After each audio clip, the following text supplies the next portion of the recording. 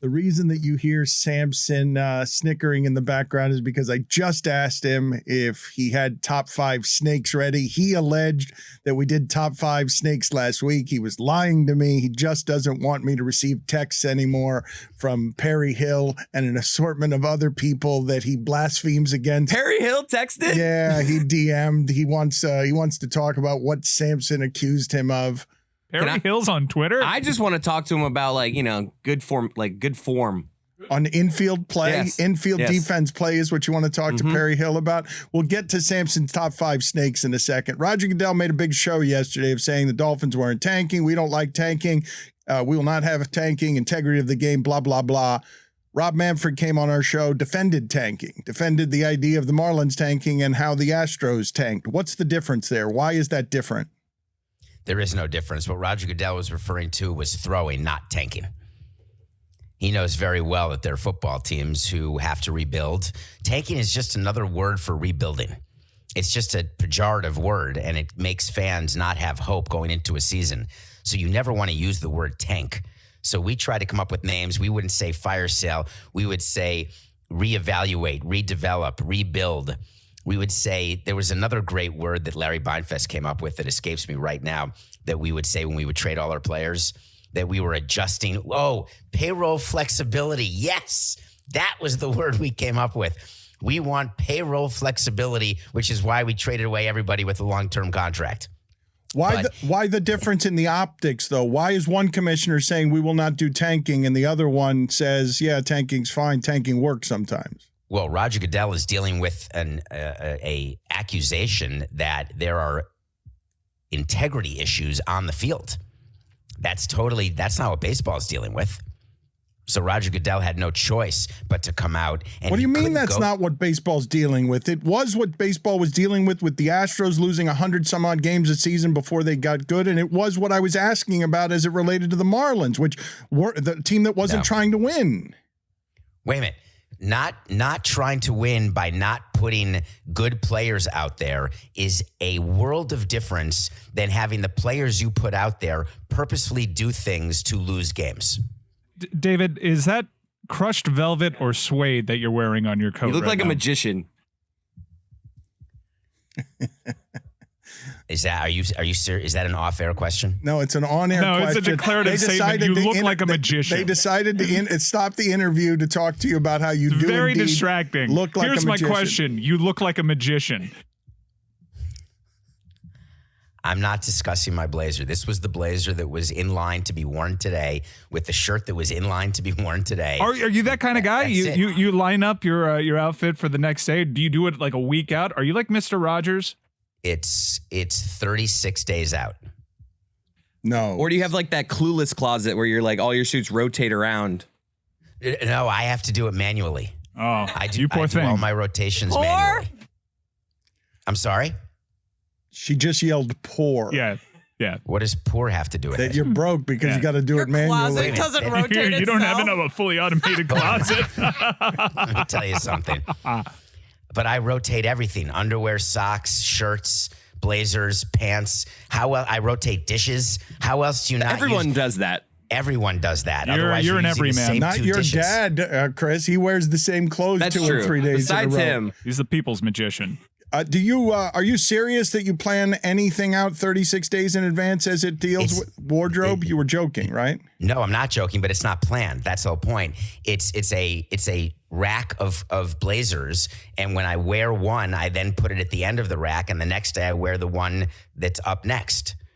So, and I do that with shirts as well. So then you have a shirt and a blazer, which is what I wear on For Nothing Personal every day. So I don't have to spend a second deciding what I'm going to wear because it's there. Steve and Jobs that's the same over one. I'm sorry? Didn't Steve Jobs do that? Yeah, Obama too. Decision fatigue is what they were talking about. Elizabeth Holmes also. Who is your fashion inspiration, and why is it mystery from VH1's A Pickup Artist? So this blazer is just, it says XXX collection. So maybe from 42nd Street. I'm not sure. Wait a minute. I don't know. What XXX collection? Hell yeah. I do not have expensive blazers at all. But why do you have pornographic ones? Why? This is a pornographic Yeah, blazer. you just said First of X. all, you don't wear blazers in porn. He's right. It's triple X. No, it's quadruple X, actually. Hell yeah. Here's the label. That's what it says. Quadruple X What is the collection. material? What is the material? I don't know. Why are you this? We're really Shark spending skin. time on this. I will wear it if I ever come into studio, which God knows you'll have to ask John and Bimmel if that's ever going to happen. But if it does, I will wear this blazer and you can feel it. This looks like a jacket that Robert Evans would wear during the evening with a nice brandy and a cigar. You guys are really funny. You've never commented on a blazer before, and this is the least of my textural. What's the thing when you touch something? What is that word? I thought it was textural with textural. URAL, I thought. Maybe. You guys got it. This is the least of my textural blazers. Austin Powers wants his couch back. It's not a couch, I promise you, although it does feel nice. Now, if you ever go, and this just is fine because you don't watch my show, Nothing Personal with David Samson, the title of the show before it plays on YouTube, I'm wearing this exact blazer because CBS did a shoot to do the intro to the show, and this was the blazer that was in line to be worn that day. You look like the stand-up warm-up act before the Rat Pack. I'm not going to laugh at any of these. You said there's a distinction being made that I'm not making. No one was saying the Dolphins, the players were purposely tanking. No one is saying the players were trying to lose on purpose. But fielding a team that is no good with a payroll that is no good, that is filled with minor leaguers pretending to be a major league team, that is tanking. And one commissioner was okay with it publicly, and the other one is doing everything he can to camouflage it. Because of the Flores lawsuit. And what Flores was alleging, other than sham interviews and discrimination, et cetera, and minority coaches not getting a second chance, the bombshell of his lawsuit was Dolphins related, and Goodell had to deal with it. So he did an investigation, hired Mary Jo White, told Mary Jo White what to conclude, and concluded that the $100,000 per loss offer was not real, should not have been taken seriously, even if it had been said, which they said it may have been said by Stephen Ross, but that things were not done. So an example of throwing a game is when you're down by 2 points and you're in field goal range on 4th down and 4, instead of going to win the game by 1, you go for a touchdown and you throw it out of bounds, you turn the ball over and lose the game. The only time in That's recent throwing a years game. where we've been able to think that a football team might be doing that is that the Jets lost one of these games, allowing Ruggs to get behind the defense late on with no time left and a play that you're not allowed to let get behind you. But football doesn't have very many accusations of this kind of thing. No sports have very many accusations of this because that is the exact thing that we talk about. That's throwing games. That's the Black Sox. That's Shoeless Joe Jackson. That's being paid by gamblers to lose. It's not about draft picks. Gamblers aren't telling players what to do and telling teams what to do because they want that team to get the number 1 pick. They're doing it because they want to win money on the game they gambled on, or the players in the game owe money, so they're forced to play in a way that guarantees a certain outcome. And it's hard to control winning. It's way easier to control losing. So you've got to be super careful when you're dealing with that. And the minute Brian Flores accused the Dolphins of potentially throwing games in order to win extra money, that had to be dealt with and shot down quickly, immediately. So Roger Goodell has always used the word tanking because he doesn't want to say throwing, but that's what he's referring to. What have you made mechanically, structure-wise, procedurally, of everything that's happened with Deshaun Watson? He's supposed to start against the Jags in a preseason game on Friday. The league is now recommending that he get at least 1 year, and the appeal comes back to someone that Goodell put in charge procedurally. Now, and the NFLPA is said to be really upset about this. They negotiated this. Goodell got the power, and now they're upset that they negotiated this. I love when the union does that. when there's something right in the collective bargaining agreement that's an advantage. What happens actually, just a little side story, after a CBA is done, you've got the player's side and the owner's side. They read the details of the CBA because they don't read the details before voting on it because it hasn't been fully written. You only really have an outline. Then the full CBA gets written. Then both sides read the full CBA. And then they submit a document, an internal document of places where you must take advantage of the benefits that have been granted in the CBA that the other side may not realize they gave up. And you make sure that you take full advantage of whatever gains you have gotten. So the NFL puts in place that any appeal in this sort of situation goes to Roger Goodell. And if he doesn't want to hear it, he gets to assign the person who can hear it. And by the way, you can't appeal the appeal. It is the final Supreme Court, and he can do whatever he wants, period. That is codified. But then when it is practiced, the players say, oh my God, this is so unfair. But this didn't just get made up by Roger Goodell and by the owners. This was negotiated and agreed to. So I have zero sympathy for the Players Association at all. They knew what they were doing, and it was gotten in a trade.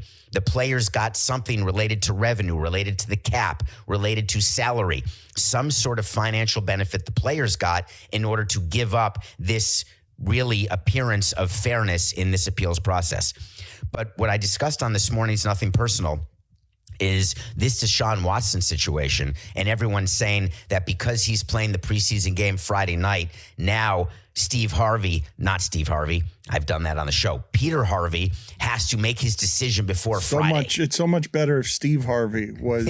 By the way, would be. It's the same thing. Are you wearing one of his jackets? Yes, he's full green, lime green, alligator skin shoes, and he's making the decision by pointing to a cardboard placard. Game show placard works as a word. I was just trying to help you out. 5 answers on the board, right? 100 people surveyed. How long should Deshaun Watson be suspended? 8 games. 8 games. 42. Good answer. Good answer. Good answer. Hey, we're going to play, Steve. We're going to pass.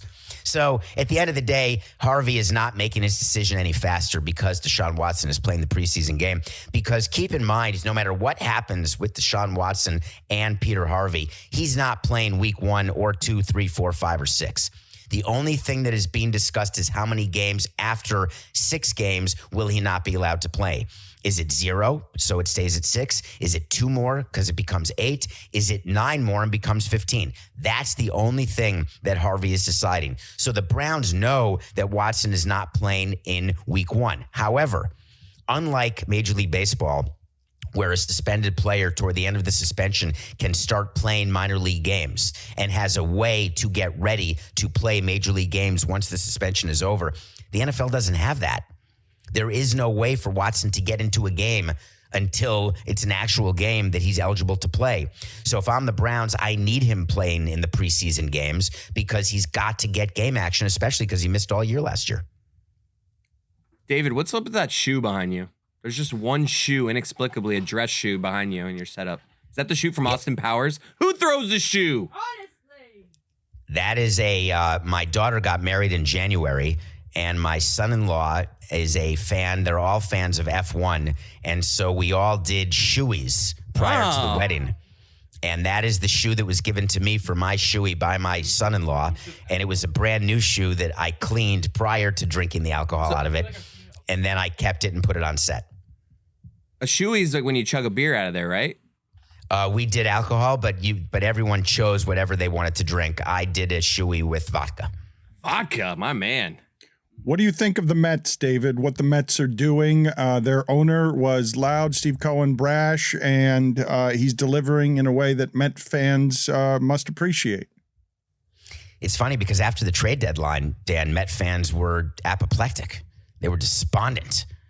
The Mets haven't done anything. How could they not try to improve themselves? And I said again on Nothing Personal, I said, by the way, they got Jacob deGrom back. That's one of the great trade deadline ads in baseball.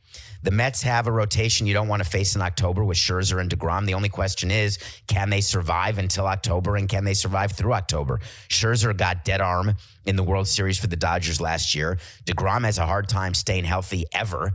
Without those two, the Mets can go nowhere. With those two, they actually have a good chance. And the other thing I would mention is that the Mets pickups at the deadline were not sexy.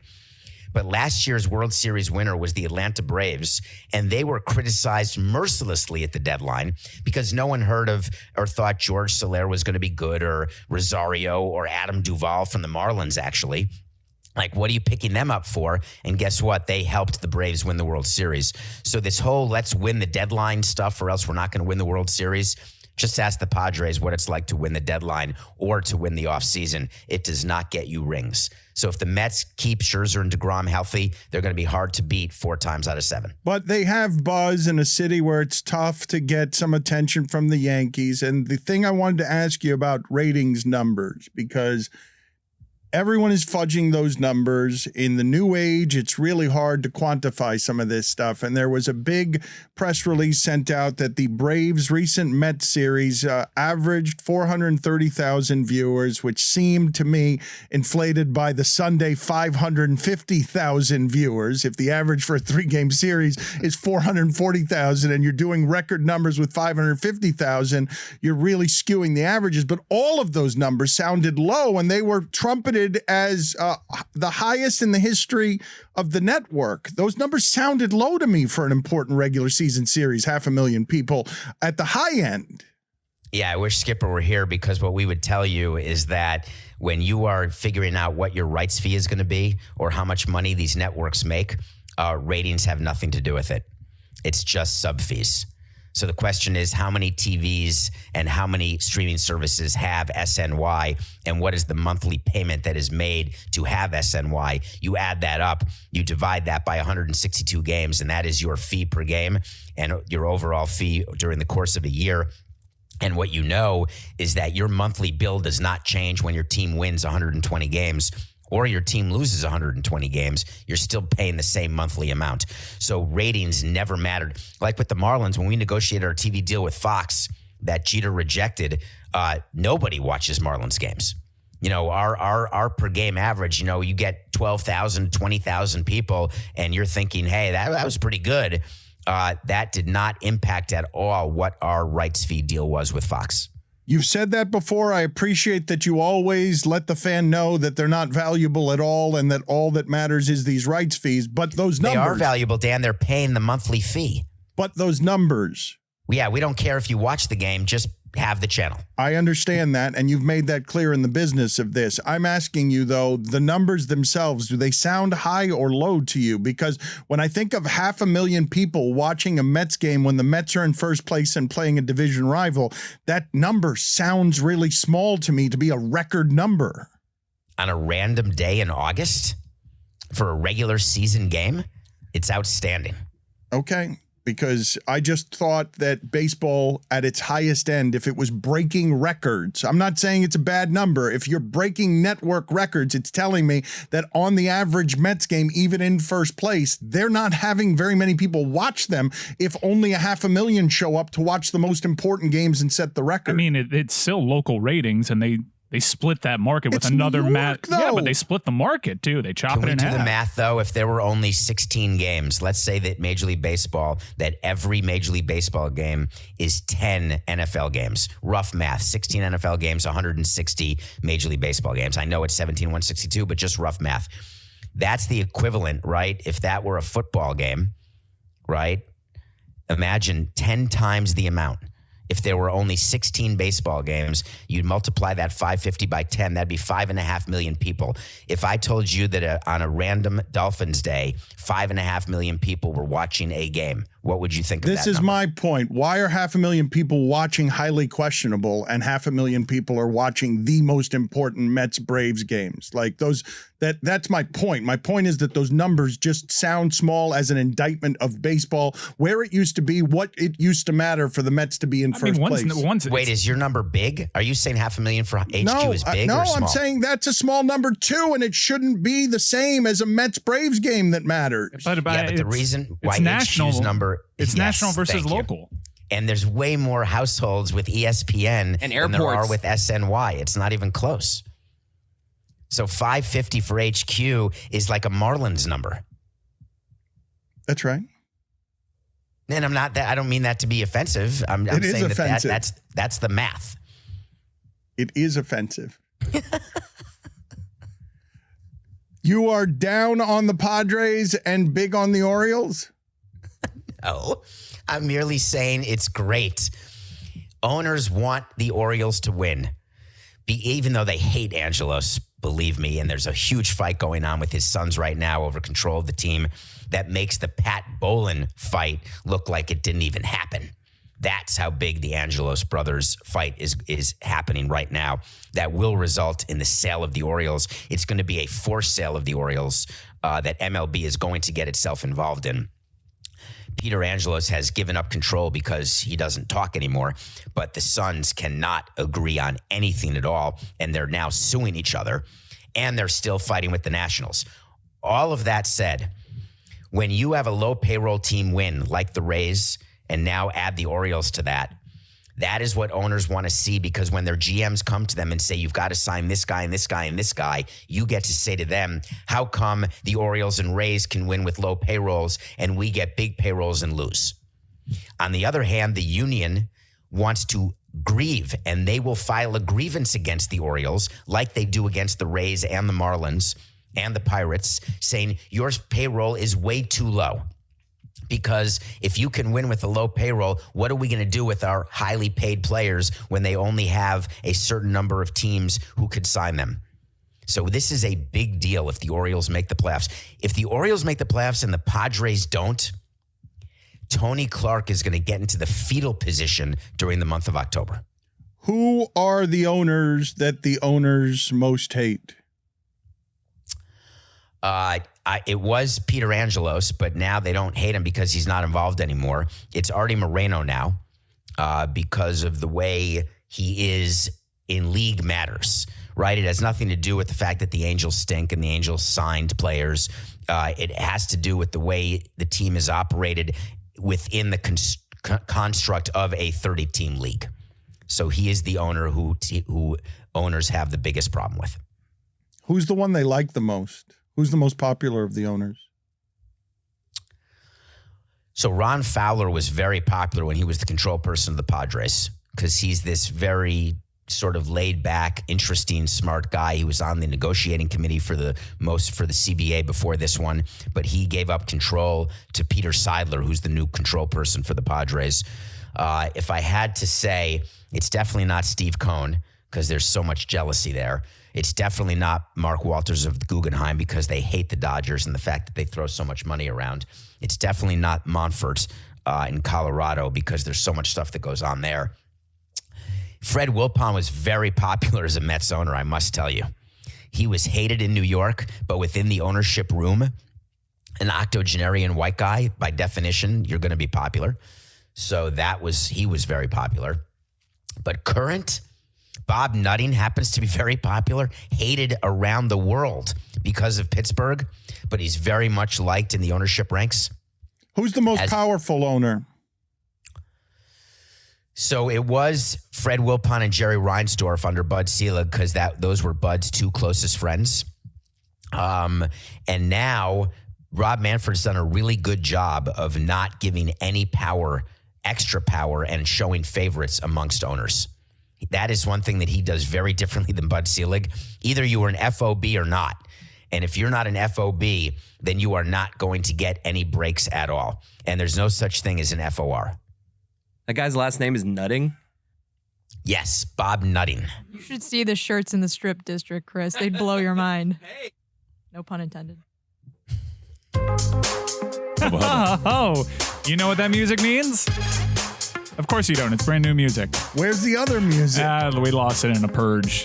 Hi, everybody. I am your host, Mike Ryan Ruiz. We are joined by David Samson and Dan LeBatard. That's right. It is another edition of Would You Attend Their Funeral? All right. I'm Back very by popular excited demand. about this. Before we get to that, you answered this partially. We'll get to it in a second. But the owner that the other owners are most jealous of, if you had to choose one, is it the Dodgers? I ask the questions around here, Dan. No one cares anymore. Dan, it says here that you're married.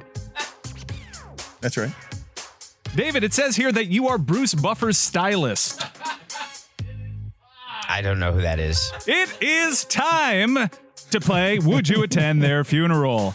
We now start with our reigning champion, the most honest contestant we've ever had, David Samson. David, would you attend Tommy Hutton's funeral? No. and the fact that you just brought that up is very funny because I was just thinking about Tommy Hutton. We had a pretty tough divorce from Tommy Hutton with the Marlins. And I had some issues with Tommy through the years. And no, I would not. I don't wish him dead, but I wouldn't attend his funeral even if I were in town. Why didn't you like him? The fans loved him. Yes. So we had issues with him because he would say things that our players did not like at all. And our players would then complain to Jeffrey, and Jeffrey would then complain to me, and I'd have to deal with it. He also felt that he needed to be paid way more than he was paid and wanted to renegotiate all the time. And we didn't want to pay him more. And it eventually led to his exit from the broadcast. Dan, we switch over to you.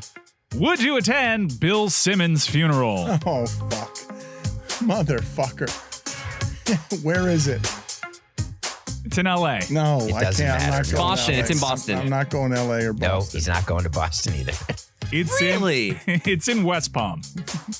Nope. You got to put it closer to me. Would he attend yours? No. Would he even return your calls? No, he doesn't. I don't know why, but he's not returning my calls. I think it's because of Ryan Cortez. I'm pretty sure that's why it is. Back over to David. David, would you attend Javier Vasquez's funeral? I wouldn't go to Puerto Rico for it, no. He played for two of your teams. Yes, he did. And I've known him for a very long time, and I like him very much. But no, it's going to be in Puerto Rico, and that's too far to go. Dan, over to you. I'm still getting texts from Michael K. because I didn't go to his funeral. Like during Yankee broadcasts, I'll get a text that just reads, "Do you know how hurt I still am that you said you wouldn't go to my funeral?" Dan, would you attend Jimmy Johnson's funeral? Ooh, great one. Where is it?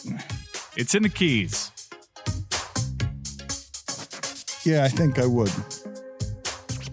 Judges, it's the Keys. You're going for a vacation, and you'll hit up a funeral I'll hit on it the way. on the way back. I'll hit it. I've got to pack a suit though. Little Palm Island on the way. The Keys. You don't have to go in the suit. Do I have to for his? He wouldn't want No. me there in a suit. Jimmy Johnson's funeral will be in Hawaiian shirts, not in suits. David, would you attend Carl Pavano's funeral? Yes, because I'd want to see all of the black veils. Yeah, you've been horny for his exes on the show before. I like him. And his currents. So yes, I'd want to show my support. He was a real heartthrob. He certainly was. It's a weird reason to go to Carl Pavano's Super funeral. weird. Super weird. Perhaps What do you mean? reassess Just your priorities. honest. What? No, you mean my time allocation? You want to be around ugly crying? I don't get a concern with crying. It doesn't impact me at all. Like, I'm fine with it. That doesn't surprise me. Least surprising thing you've ever said to us. Dan, would you attend Clark Spencer's funeral? It's just so wrong. This It is a tough one, folks. So wrong. The answer. Tell people who that is. He's a former horse racing writer for the Miami Herald. Horse rider. He Wrote about horses. That's not what he's known He was for. the Marlins beat writer He for was also several decades. I associate him with horses. Yes, he was also the Marlins beat writer. And the answer to your question is no, I would not attend Clark Spencer's funeral. he's This is devastated. going to get back to him. It's a That horrible. will get back to I him. hate that I have to answer these questions honestly. Tune in next week, possibly, for another edition of Would You Attend Their Funeral? We're actually running out of tough questions. I don't think you are. I think that you could go through all sorts of these with Samson. If he's saying yes to Pavano, there are all sorts of players that you could get Samson's him. a lot easier. The tipping point for Dan LeBatard is where the sweet spot is right now, and those are tough because the audience kind of knows the ones that you wouldn't go to. I asked you 3 difficult ones. Those are tough. Those are top shelf nominees. Join us next week, possibly, or maybe never again, for another edition of Would You Attend Their Funeral? David, I was watching Heat last night. You know how much I love Michael Mann. And I'm rewatching Heat, the film, because Michael Mann just came out with a novel that is a sequel, Heat 2. I can't wait to pick up that audiobook and flip through it. Do you get into sequels that are exclusive to novels if you enjoyed the film? I'm sorry, do you flip through an audiobook? What does that mean? Oh, my God. The Colin Jost one was a real page turner. You mean, but it's in your ear, right? He claims that's reading. That is reading. That's not reading. It is reading. It's listening. No, it's reading. It's reading. How do you read with your ears? It's reading. It's reading. It's reading. Stop judging me. I'm not judging. By the way, I'm not judging you at all. It's a huge market. That's like people saying, do you say that when someone says to you, when's the last time you spoke to David? Does it count when we text? Do you say that's speaking to? Yes. Yeah. Yeah. Okay, I say I'm presently reading this book because I don't want to get bogged down with, hey, I'm listening to this audiobook right now. It's a mouthful, right? And then there's follow-ups. I'm reading Heat 2. You don't have to say audio and listening. You just say I'm listening to you. No, you don't say you're listening because then people judge you. People think that you're stupid if you decide to listen to a book. I have eye fatigue. I have about 2.5 hours of commute daily. I'd like to use my time efficiently. And right now I'm also reading a book about the Chateau Marmont. And I'm really getting educated this way. And someone that actually read the book is not getting more information than I am by listening to it. Do people read your podcast? They read the descriptions. Don't they listen to your podcast during their commute? Yeah, we're getting this is why I say I'm reading the book. We're not in the written form Answer anywhere. The question. I have another question. Chris Angel. When you see Heat on TV, is that a movie that you can join in the middle, or do you watch it from the beginning to end? I can join in Heat in the middle. Because that's a hell of a commitment. When you said you watched Heat last night, did you watch it from start to finish? I haven't finished it, actually. But you started at the beginning. Yes. The beginning is very slow. Here's my hot take. Al Pacino is the worst kisser in cinematic history. Put it on the poll, How the hell please. Do you know that? Chris Cody. Did you not see like one of the opening scenes in Heat? It's revolting. It's like an anti-boner. It's just like, it's the least sexy thing ever. It seems like a torturous affair. I feel bad for the actor that had to share screen time and be on the receiving end of Al Pacino's kiss. Okay. Put it on the poll, Chris Cody, at LeBatardShow. Does Al Pacino look like a bad kisser, the worst in the history of cinema? It's not even his appearance. It's a fact. You see him, you catch him in the act. It's so aggressive in the morning, dude. My God, pal. Can we ask Ellen Barkin? Do you have her on the show ever? I think we have had her on. No, we came close to having Ellen Barkin on the show. That's one of the, like, Stugotz, if you ask like top 5 guests that he'd want, it'd be all sports guys and then one non-sports guy, Ellen Barkin. What is the movie that you're... Is that Sea of Love? Yes, it is Sea of Love with Pacino. Yes. Where he's a terrible kisser in that one too. He was also a terrible kisser there, as he is in all the movies. We can ask the question, can't we? What is the movie you're reviewing this week? Can we talk about a movie called Keep Breathing, which if you go on IMDb, it's under Breathe. Yeah, you don't have to answer my question. I'll go fuck myself. Well, your question is no, I don't. Okay, thank you. Appreciate That's it. It's that simple. I don't. There's no reason to. It seems like a waste of time. Keep Breathing is a miniseries that stars the woman who is in The Heights, a gorgeous Mexican actress who plays a lawyer. Wait a minute. Jessica is moving away from her computer screen. Wow. She's evidently seeing a Pacino kissing scene. Is that what's happening right now? So gross. This is what's happening. Let me see this thing. Hit play. Okay. Here we go. It's This a is lot not of even mouth, from Heat. right? It's a lot of mouth. This is from Frankie and Johnny. He got low. Wait. I'm okay with it so far. Okay, hold on. It's gonna get weird now. Okay. Look how wide his mouth What's he doing is. with his hand? Weird with Whoa. his Oh, he's kissing like Lloyd Christmas in Dumb and Dumber. I dig it. Not a fan. It's a lot of mouth, right? What are you cringing about, His mouth is Jessica? far too open. He's moving up and down with his head like he's getting underneath. Her entire mouth is inside his mouth. Is he dodging like you would a speed bag? Like, is he moving in with his head? He's moving too much. It's went very low serpentine. and, like, Their teeth are hitting. Is there a chance this is personal preference? Mm-hmm. No. Because you're all judging. Most things are, David. Yeah. So, I mean, I don't think Al Pacino's co-stars complain about kissing Al Pacino. Like if you ask them the top 5 I bet you they would. I bet you I they bet talk you they about it would. in Hollywood. I bet you Ellen they would. Barkin gets I can't together. imagine 20 takes of that. Yeah. I just can't. He is I sucking think the that it's life the out of Michelle opposite. Pfeiffer. What if Michelle Pfeiffer were a bad kisser? Would you still kiss her in a movie? I mean, bad I kissing's don't a think we bit of can a- have this discussion nowadays. Bad kissing's a bit of a deal breaker. But you're having this discussion the other way. You're having it with Al Pacino being a bad kisser. We can't have it with a woman being a bad Because kisser? we're just guys being dudes. Okay.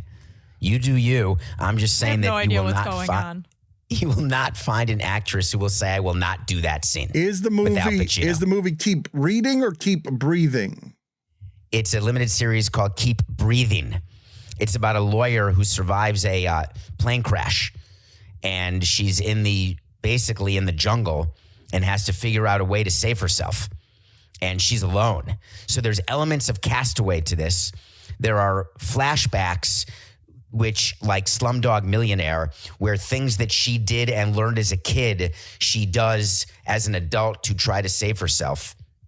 It is an old, tired story of survival, but there was something about this limited series that I couldn't stop, and I watched it back to back to back. I want to say 6 episodes of 40 minutes each, and I did it in one sitting because I was fascinated by how the writers put all of these tropes together in one show and didn't make it cheesy.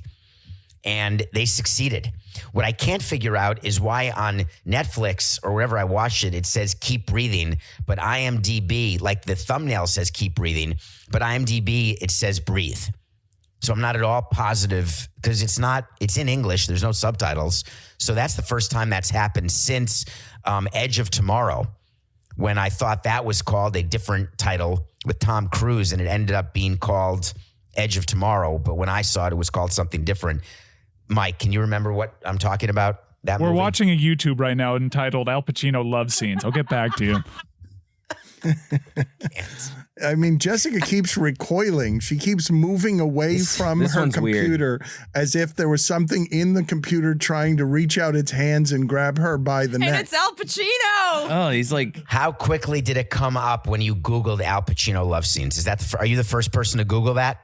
No, there's an entire YouTube video. It got uploaded in 2008, and it has 81,000 views. he's doing this thing where he like pecks at like her forehead and then her cheek very slowly and sensually. It's kind of odd. Live, Die, Repeat. Thank you. That was the movie I was talking about, Mike, but don't worry. It was retitled Live, Die, Repeat. It was actually released in theaters as Edge of Tomorrow and then remarketed as Live, Die, Repeat.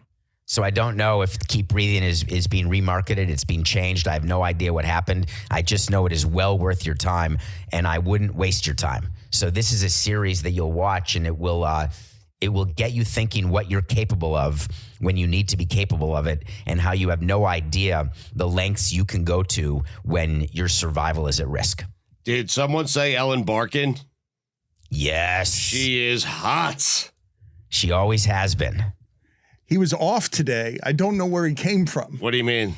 Do you remember, were you jealous when she was married to Ron Perlman, Stugotz? What was that, Dave? Were you jealous when she was married to Ron Perlman? No, but I'm just David. I'm focused on Sea of Love. I'm focused on Pacino and Barkin. I have no idea what you asked me. I'm watching the scene right now. So Ron Perlman is one of the richest people in America. He owns Revlon, and Ellen Barkin was married to him.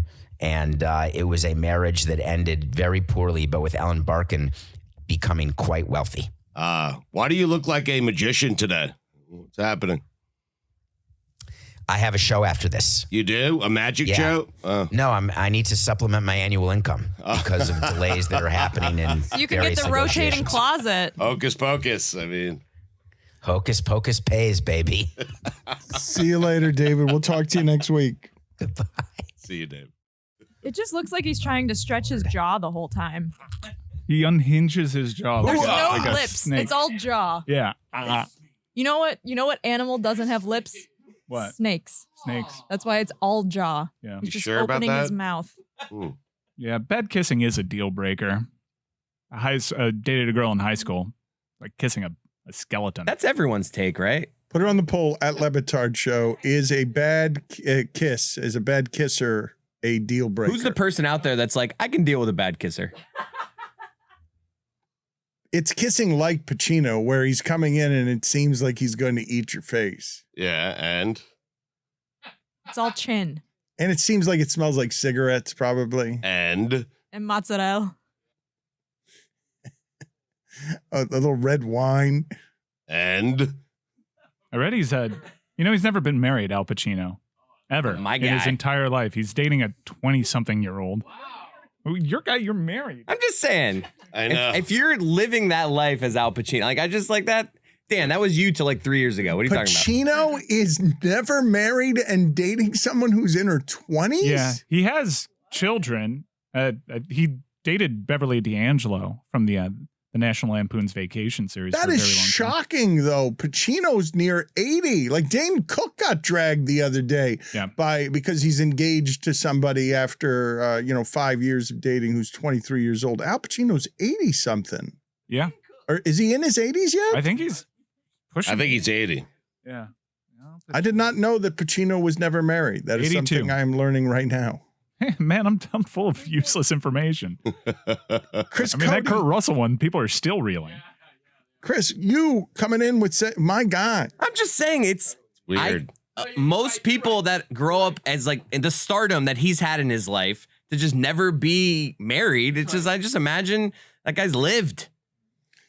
There's no question that Al Pacino has lived. He's 82 82 years. I mean, he's 82 years old. by definition, he's lived. What is his what are his first movies? What, A Dog Day Afternoon, Serpico? Like, what are we looking at? Early 70s. Attica! Early 70s on Pacino. He's been What was his first 50 movie? years. The guy's been making movies. Me, Natalie. 1969 flick. He had a minor Shit. role. 10 years. Jesus. 10 years 29. earlier than the movies that I'm selecting from. He's been doing it for 60 years. What was his star-making vehicle? Was it Dog Day? It's The Godfather. The No, Godfather that was was his his- third movie. The Godfather was his third movie? There was something he before got the that, lead. though. He got the Serpico lead was in before that. Godfather. Mm-hmm. Yeah. Like, Well, he got that Marlon- before Dog Day Afternoon. Well, Marlon Brando Serpico? technically was the lead. He was top billing, but in terms It was of one of screen those time, things where the studio wanted a bigger name, but the guy that made it was like, no, this is my guy. Yeah, the he's guy like, that no. the guy that The made guy that who made it. Godfather. The guy who made it. Come on. You do cinephile. What are you rolling your eyes I'm at me for? that fact I just gave you tell is Adnan- No, it was good. I info. literally informed The you guy guys that about made it, and then you Tell hop on the one Adnan- little Francis sentence. Ford Coppola. Like, you fool, you just educated us, but you said one little. I didn't even say the wrong thing. I Oh, just why'd you didn't tell me? want to like. You didn't know his name. I said I was going to say Francis Ford Copes. Coppola's I was going to say Godfather. Copes. I was like, they won't know what I'm talking about. so- Copes. Yeah. I would know who you were jerks. talking about because it's Francis Ford Coppola. FFC. Tell What other movies did he make? Adnan Ver. Yeah, a bunch of geniuses you are over here. Godfather 2. Apocalypse Now. Godfather 3. You need to Jack- just get Adnan's reaction to you saying, I said the guy who did The Godfather. While educating the crew, I happened to not say his name in the sentence. That's Just what I will he say. couldn't think of the name That's fast what I mean. enough. I was That happens to educating. all of us. Thank you, Jessica. I understand. We talk a lot, Dan. And sometimes we don't say things that we mean. Things don't come out right. She I gets said it. colander last week instead of colander. People did not want me to forget about that on Twitter. Just said the word the wrong way. It's fine. Oh, he's done a lot of movies lately, Francis Ford Coppola, but nothing that I've ever really heard of. I knew he did Bram Stoker's Dracula. That shit bangs just because of Keanu's accent. Imagine, if you will, Keanu Reeves doing an English accent. You got to film. You know you're looking at You have a good one? a real star's Wikipedia page when they have their own filmology wiki page, right? Yeah. And when you scroll down to see all the movies they're in the grid, and then it's like, nope, own wiki page. There's so many. I've got more useless information. Keanu Reeves and Winona Ryder may actually still be married. I believe one of them is still under the impression that they illegally got married on the set of Bram Stoker's Dracula.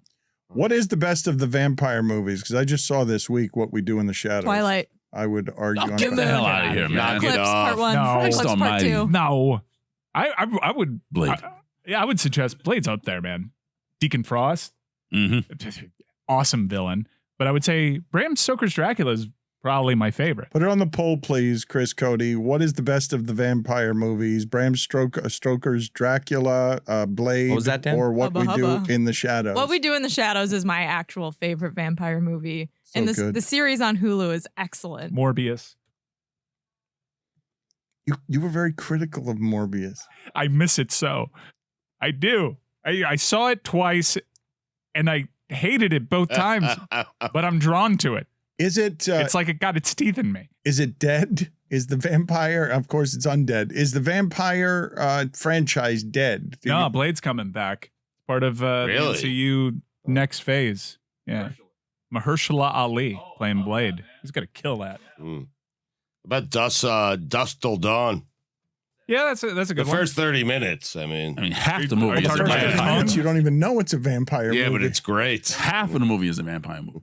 You don't even know the first 30 minutes of that movie. Which that is you're the best watching part. a Yeah, that's vampire problematic. Ooh, Interview with a Vampire. Interview with a Vampire is my No. Pretty favorite. good. Oh, No. what, don't say no. Tom Don't say Cruise, no. Cocky vampire. Yes, The yes. Vampire Lestat. That's a good one. You know they're making the series of that on AMC. Yep. That movie's great. Is- Interview with a Vampire is the best one.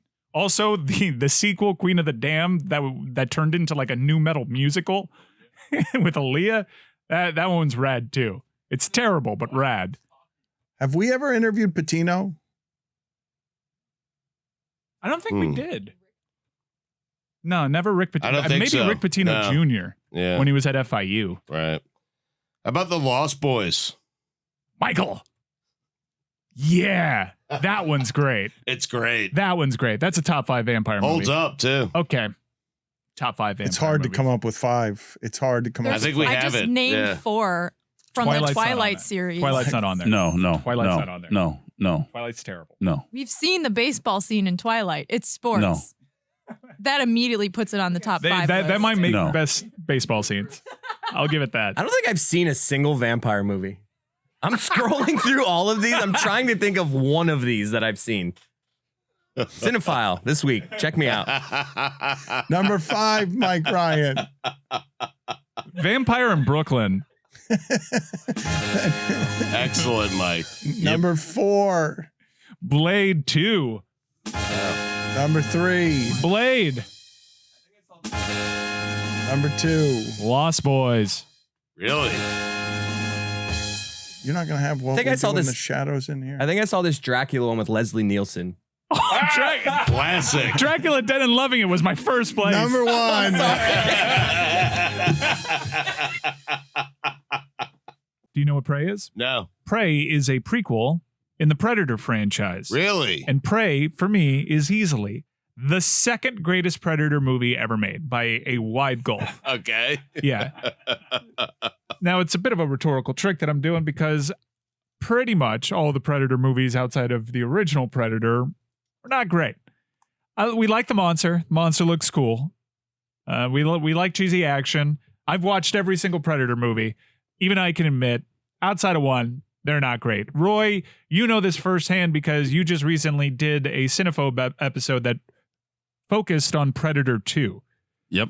Now, correct me if I'm wrong, if I'm remembering this incorrectly, but Predator 2 was set in a futuristic Los Angeles? Yeah, that's right. 1997. This movie came out in what, 91 or so. So this would have been like 1997. Did they think that what about 1997 through the prism of 1991 Predator 2 stuck out? Well, apparently they thought that Los Angeles was going to be crime riddled. Like there were going to be gangs of Jamaicans. Why would they think that in 1991 in Los Angeles? Yeah. But what they didn't think of was what happened in this movie was everybody was dressed like it was 1958.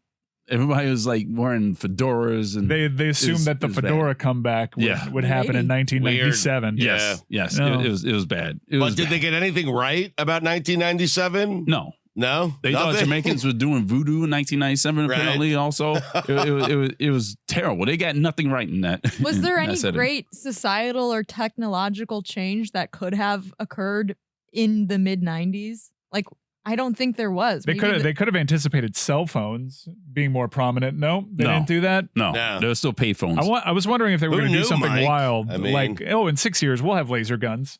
No. It's like Demolition Man did that in 1999. Laser guns started happening. But have you seen Prey, Roy? Not yet. You should watch Prey because Prey, like I said, is awesome. And it's actually been a little controversial because I guess there's a lot of people stuck in the past that don't think a woman lead could actually beat the Predator, especially with how if you follow the story of the film, the Predator only chases things that are chasing other things that are predators themselves, and the Predator deems that woman too weak to even chase at the beginning, and she uses that to her advantage after he runs through pretty much everybody in the cast. High recommendation. Stugotz, you would love this. I'm not sure if you actually know like the synopsis, but it's in like the 1700s. Okay. And there's a Comanche warrior Right. that comes upon the Predator Mm-hmm. and has the weapons of the time and has to combat this alien predator beast that has slightly worse hardware at his disposal. Like even the technology for the Predator is kind of lacking, and that's where it kind of lost me just a little bit because the Predator doesn't have a metal helmet. He has one made of skull, and it causes problems for him. Right. But he arrived in a spaceship and has a cloaking device. I'm not exactly sure how he couldn't figure out the metal helmet part of it. Are you saying in Prey, the Predator had a more advanced helmet than the original Predator? No. It had a totally remedial one. It was made out of like right. 'Cause that another would be animal weird. skeleton. Yes. Okay. But it's odd because he Right. arrived in a spaceship, but they haven't figured out helmet technology when they figured out everything else. But the cloaking device is glitchy. He has technological issues, being that it's a 1700s, but the action sequences are amazing. And there is a great callback to the 1980s Predator. Okay. One of the legendary lines, you'll know it. It's not really a spoiler alert if you don't want to hear this line of dialogue being rehashed in Prey. If it bleeds, we can kill it, which is Goosebumps. In preparation for my Prey viewing experience, I watched the original one. Don't need to watch any of the other ones. Don't need that in my life. They're not great. Especially the Shane Black one is super disappointing because Shane Black was in that 1980s Predator film. There was also a reference to Predator 2 in there. At the end of Predator 2, the lead Predator, because there was a whole bunch of Predators in the spaceship at the end, tossed the gun to Danny Glover. Apparently, it was the same gun that they used in Prey, because in that setting in Prey, it was the 1700s, as you said. It was a 1700s era gun. But Predator 2 stunk, right? Like it was terrible. It was terrible. I don't know, I Mike. didn't catch it. That is an awesome Easter egg that the Predator threw a 1700s gun to Danny Glover. That's cool. And that was the same gun from the Settlers. Yeah. That are the real villains of Prey outside of the actual Predator monster. I don't know how I feel in general about the prequel because I feel like I don't want to know what happened before once I've seen the best parts of this person or this story's life, you know? I don't It's a need to know different what Predator. happened before. Yeah, but It's a different Predator monster. Really? Very clearly, yeah.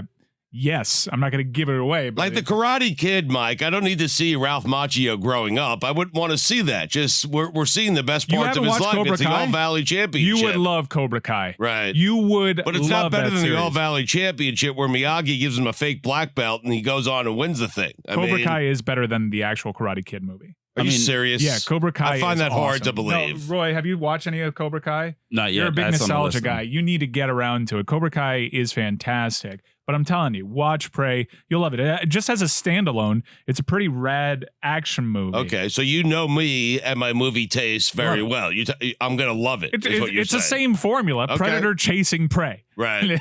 Prey has to figure out how to kill the predator. Okay. Prey is totally overmatched and has to outwit this monster. Right. It touches on all the classics. But it's the Predator, and I feel like that was the apex of that particular movie. I don't, The original is the apex. Even someone that loves the Prey movie. Okay. Yeah, the original is the peak, the top of the line Predator in the franchise.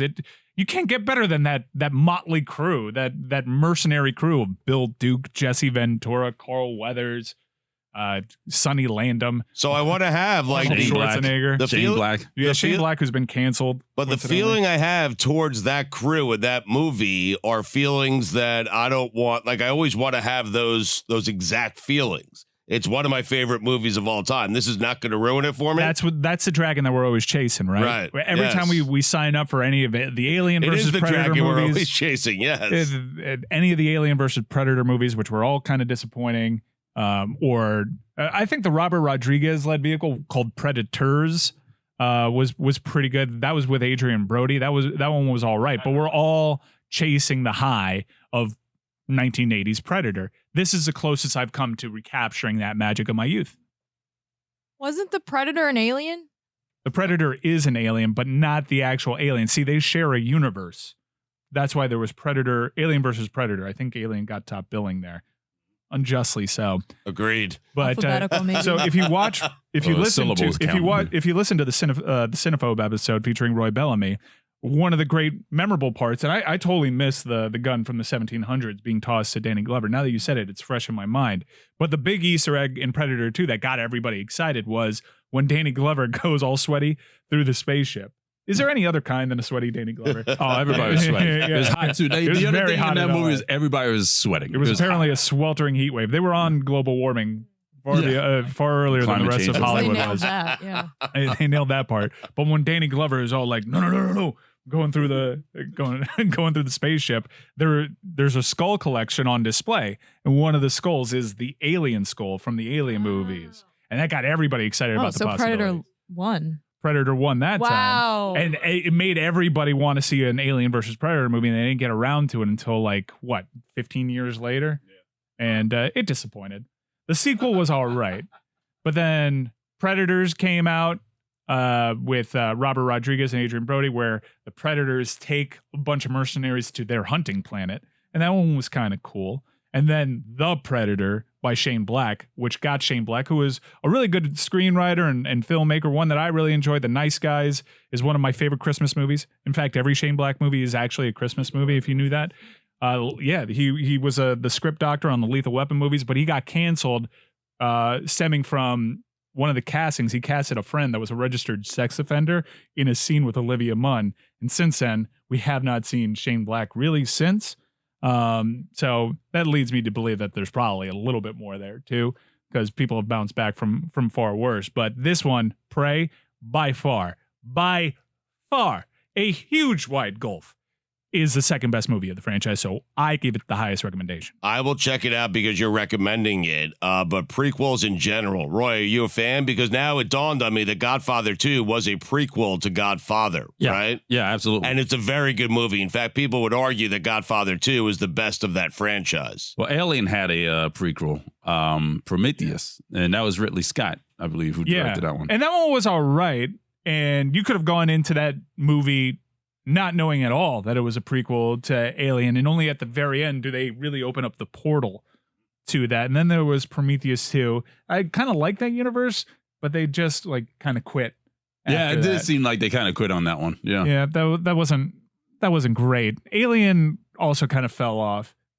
Ironically enough, the worst movie in the Alien franchise after all the Predator reboots was Alien 3, and that's one of my favorite directors, David Fincher, that did that one. It's probably one of those that aged better. Wait, you're saying Alien 3 was the best of the Aliens? No, I'm saying Alien 3 is the worst, and that was weird because studio thing, right? Yeah, the studio had, because David Fincher is this wonderful filmmaker. He's done some of my favorite movies. Yeah, I'm one of those cliche kids of the 90s that loves Fight Club. I feel like prequels are having a moment right now because we all kind of agreed 15 years ago that a lot of sequels stink. Yeah. So now we're like, how do we advance the story without making a sequel that people are just going to write off because they don't want to see Batman vs. Superman 2? Let's make a prequel. All of Better Call Saul is a prequel. That's right, yeah. And showing us how we got there. Fans love it. Yeah. There's a lot. I mean, there's some decent good I don't love them. I think what's really hard to do, The Hobbit is a prequel. I was going to ask you, because Lord of the Rings has a prequel franchise, and Game of Thrones is about to come out. What is that, House of Fire or House of the Dragon? House of the Dragon, I think, or House of Dragons. Ring of Fire. I mean, what you call Rings of Power is the Lord of the Rings prequel series that's coming out. Peter Jackson doing that? No. There's been some contentiousness between Peter Jackson and the creators of the new Rings of Power series. or rings. Yeah. What's the budget for the Rings of Power? It's like $1 billion. It's an extremely. This is a expensive prequel to series. what? the Lord of the To Rings. The Lord of the Rings. It's like. But is it a prequel to even The Hobbit? Oh yeah. It takes place very, very, very far ahead of The Hobbit. Basically, a completely different Middle Earth. I know you love the Lord of the Rings franchise. It just I do. It just lost me. It's like kind of too long, didn't read. It never got me. Yeah. You know? I That's watched. surprising because the 70s were really like the hate. I mean, maybe you were too young for it, but like a lot of guys I know your age, Stugotz, loved the Lord of the Rings because in the 70s, like the animated Lord of the Rings film came out, and I think there was like a lot of I don't know, it was just getting a lot of attention at the time. I was just never into it. Kinda had I a mean, moment. They smoked old Toby, and everyone was like, because the hobbits were like stoners. This is a me thing. I'm just not into the world coming of around on fantasy. it. Like But Middle Ages Predator fantasy. is not fantasy? No, it's sci-fi. It is sci-fi. It's sci-fi It's action. considered a sci-fi action. If there was movie. a fantasy movie that Yeah. had banging action scenes, I'd be down for it. But I just don't like, I think science fiction and fantasy, though, have a lot of overlap. it's fair. It's fair. I'm not a fan of the setting. I don't know. I like modern So if weaponry. the hobbits were like in New York City with guns, you would be interested. Fuck yeah. Wait, but Mike, you love Point Break. That You sounds like Tombstone. awesome. I know you like the modern weaponry, as you put it, but you still like you know, Tombstone. Did you mention Tombstone's Tombstone? a great I'm movie. not crazy about westerns, but As a there are western, some yeah. really the good, It's the a bad, the great ugly movie. still holds up. Right. Tombstone still holds up. Yes. There's some really good westerns out there. For Would me, you call Django Unchained a Western? I would. yes. Yeah, no, Yeah, that is I mean, it was absolutely a done on a western. It's listed as a Plantation. western. You don't have to be in the West to be a western. Right. It absolutely dips into Tarantino. Constantly dips into It's a and great movie. borrows Yeah. from, is inspired by spaghetti westerns. Look, all the great westerns were done in Italy. I mean, they weren't set in Italy, but What? you're not familiar with the spaghetti western? No. They were all done like the best westerns of all time. Or I guarantee you, there's like an Italian director behind it. Get out of here. All of it. That's how Clint Eastwood became a star, because of the spaghetti westerns. What are the best westerns of all time? The good, the bad, the ugly. That's it, period? That's your gold medal. I think it's also a prequel, is it not? The good, To the bad, and the something. ugly. Yeah. No, I don't think that was a prequel. I believe it is to something, yes. No, there were sequels to the good, and bad, good, the bad, the ugly. There is like a bit of an off ramp to a franchise. What was the sequel to the good, bad, the ugly? Fistful of Dollars? I think so. Huh. But you didn't know that there was spaghetti westerns were a thing. That the great westerns that you like. I think you're a little too young for that. People like my dad's age, all the TV shows were westerns, and kids loved westerns. It was all the rage. I still like walk in on my dad, and he's just watching Turner Classic Movies, and it's a western on. My Grammy loved TCM. Yeah. Every single day. Western after Western. I was not into westerns. I would say the western I love the most is probably Tombstone. Like it's really not a western. Like I guess it is, but it's just the retelling of a great story, right? Val Doc Kilmer, Holliday. I've been diving into some old, like by coincidence, be it Heat or So good, his documentary Kilmer. or Top Gun. Yeah, Kilmer is so criminally underrated I know. as an actor. Yeah. I think he had this reputation. I even thought he was a decent Batman. He had this reputation. He wasn't well liked. If you watch his performance as Jim Morrison in that Doors movie, Really good. he embodies Jim Morrison. Yeah. It was incredible. All right, I got an answer for the good, bad, and the ugly. It's a sequel. The Fistful of Dollars is a prequel. Wow, you were right. And How about that? And a few dollars more was the sequel to A Fistful of Dollars. So the good, the bad, and the ugly is the third movie in the trilogy. Jim Morrison is my favorite artist that is not a musician.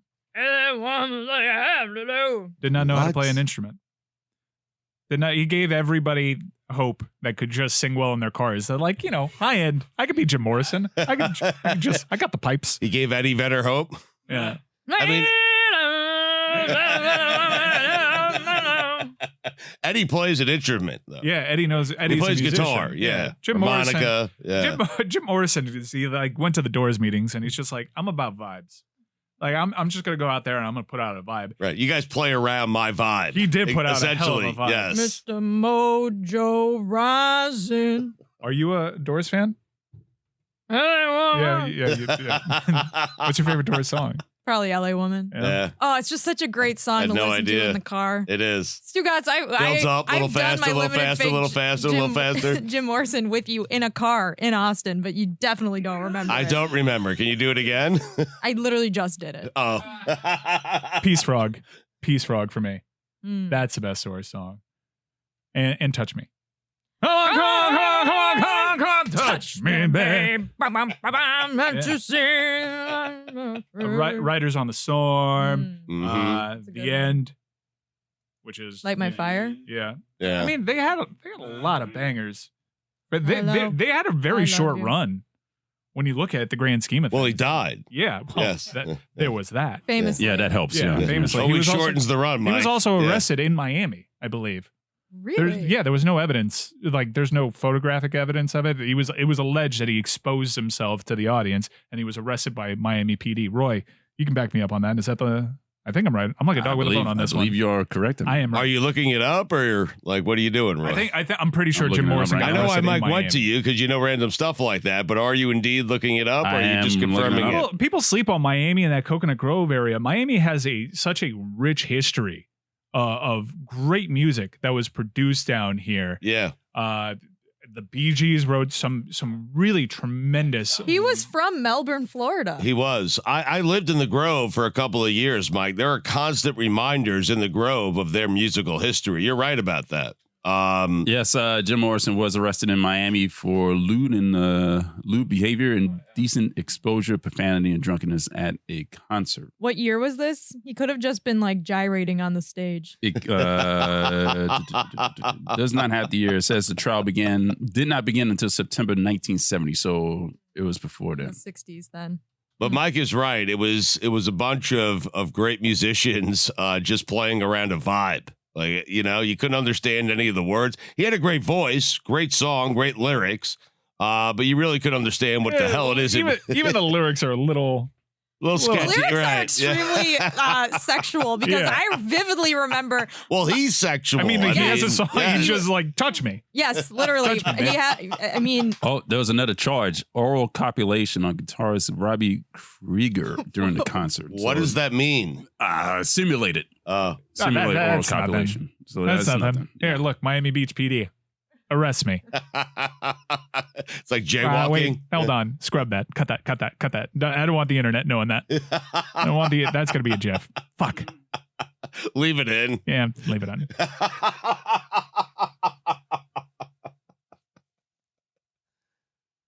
I was going to say the hardest thing to do with movies is to make the second, third, or fourth better than the original.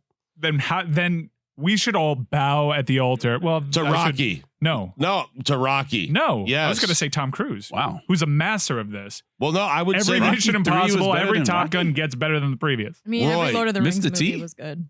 Roy, They haven't gotten better. the way I rank the Rockies, which is amazing. How you cannot do this because there was a Rocky 5. It does, No, that never forget happened. about that. Mike, that Didn't never happen. happened. That never happened. The best Rockies for me are Rocky 4, 3, 2, 1 in that order. Like, think how hard that is to pull off where you keep putting out sequels and they continue to get better. You're not including Creed in that, right? I No. would say Creed is this is going to sound But it's blasphemous. not Rocky. Creed is my favorite movie of the Rocky franchise. I think we could actually separate Creed from the Rocky No, you movies can't. now. Rocky Balboa's in it. Well, they're separated. But The it's called franchise is Creed. separated now. No, Yes. he's the it's son the of Creed Creed. franchise. He's the son of Creed. You No, can't it's do it. Mike. Now it's about Mike, Creed. It's Mike. not about Rocky anymore. Slow It's about down. Creed. It's still about Rocky. The heartwarming story in Creed is about Rocky. Yeah, but it's also about Creed and his son. I will say I mean, that's Sylvester Stallone's best performance as Rocky in Creed. no, I understand that, but it's called Creed, not Rocky. So I separate the two. You can't call 1, it Rocky 2, 3, 4. Creed. You can't do that. Yeah. It's Creed. No, it's You can't grift off of it that overtly. no. Not Rocky I can. Cole Creed. No, It's Creed. I can. I can do what I want with my Rocky franchise, and you can do what you want with your Rocky franchise. Well, Creed is a part of the Rocky franchise. well, it's not for me. It boosts it. Wow. If you're out here arguing that the Rocky franchise is one of the It best extended franchises, it yes, but it's still part of the franchise. into something new. I'm trying to boost your argument here. I'm giving you Creed, which is what Yeah, but- I'm admitting is my wait a favorite. minute. of the Here's the franchise. problem. If that's No. the case, would you call Better Call Saul a part of the Breaking Bad I franchise? haven't watched Better Call Saul. I told you because there's no way it tops Breaking Bad. and I know what's going to It happen. kind of does. It kind of. Everyone kinda keeps telling me does. that. Exactly. Everyone It's keeps telling really me. good. It's a really good show. Mike, I can't really get down with a prequel where I know like there you aren't know the like ending. You don't lethal know the ending because there's consequences. stuff that's going to happen in the season finale that happens after the timeline of Breaking Bad. That's what everyone's waiting to find Okay. out. I don't want to spoil it. All but right, then I'll just jump in now. That's what you're waiting for to see what happens there in that You're last gonna see the episode. series finale, and that's it, aren't you? Because I'm sure during the course of Better Call Saul, there have been times where you're like, man, I don't think Saul's going to make it. No, well, not really, because But- they didn't make but you the know he show. makes They it. didn't make the show about him. They made the show about other characters that you did wonder, are they going to make it or not? Okay. Because they're But not to in Mike's Breaking point, Bad. you know Saul makes it. Yeah, but Aside they from don't. Gus They and don't Mike. That really kind of put him- ruins it, you know? No, because they don't like the show is not really about him. Okay. That's why it's really good. All right, Because that's my disconnect. they I thought it was all made- about him. I Right. mean, yes, it is about him and Well, how it's Better he Call becomes Saul. a criminal lawyer. Who's it about? But what makes the show really good is that these ancillary characters that they focused on have amazing performances and really interesting storylines, and so you wonder more what's going to happen to them. And in the finale season, there have been like some answers, like some characters have either died or we find out something's going to happen. I'm not saying who. I mean, aside from it's- Mike and Gus, we know what happens It's to them fair, already. it's fair to assume that characters die in a Vince Yeah. Gilligan show. Yes. Gruesomely, I might add. But there are still there's still a couple characters left, and we don't know what's going to happen to them going into the finale. Just got so many shows, man. Can So much TV. Can Yeah, too Better Call much. Saul be like? It's just like such a mountain to climb. That's why I love Blackbird so much. You told me the story in 6 episodes. I'm done in 2 days. I like that. I don't have In 3.5 and weeks Yeah, for Better Call Saul. I don't. I had it for Breaking Bad. right. It was a different time. I don't know. You might have to make time for this one.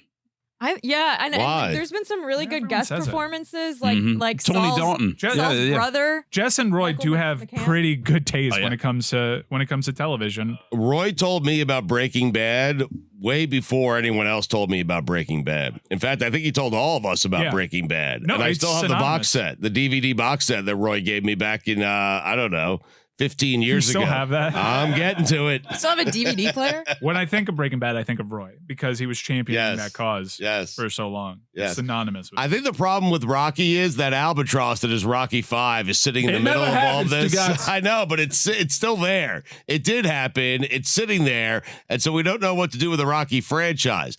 I am with Roy where I separate Creed and Rocky, and I think Rocky and Stallone pulled off the impossible. Where 1, 2, 3, 4, each movie was better than the next. That never happens. Now, Mike, I am with you. Creed might be the best, but I don't consider Creed to be a part of the Rocky franchise. I separate the two. I know Stallone's in it. I know the story's really about Stallone, but it's not Stallone boxing, you know? Therefore, for me, it's hard to really Manager, yeah. include in the Rocky franchise. He's a coach now, you know? I think some of the issues too is like Mike said, you have a mountain to climb to watch Better Call Saul. And I did a lot of that during the pandemic because I loved Breaking Bad. And then I was like, oh, Better Call Saul, let me start watching. So I'm a Netflix watcher. I don't watch it on AMC, so I don't watch it live. But to that point, Stu, like Rocky 1, 2, 3, 4, I've never seen a Rocky movie, right? But I don't know if I have enough time to invest in 8 hours of Rocky. Right. I so just you haven't can't watched do- Creed? You should So I find the haven't seen any of time. it. Yeah. Yeah, I haven't seen kinda- any of it, but it's like See, this is I why have so Creed- much to go that I'm just like, This is why I think Creed is a part of the Rocky franchise. Are you going to say if you watch one, watch Creed? No, I'm saying you have to watch the Rocky franchise. You don't have to, but to get the full emotional hit of what's happening to Rocky's character in Creed, it really helps if you watch the other films. It really does. I would say it's good supplemental. These are classics. they are. I just haven't seen them. Here, Right. you can actually skip Rocky 1.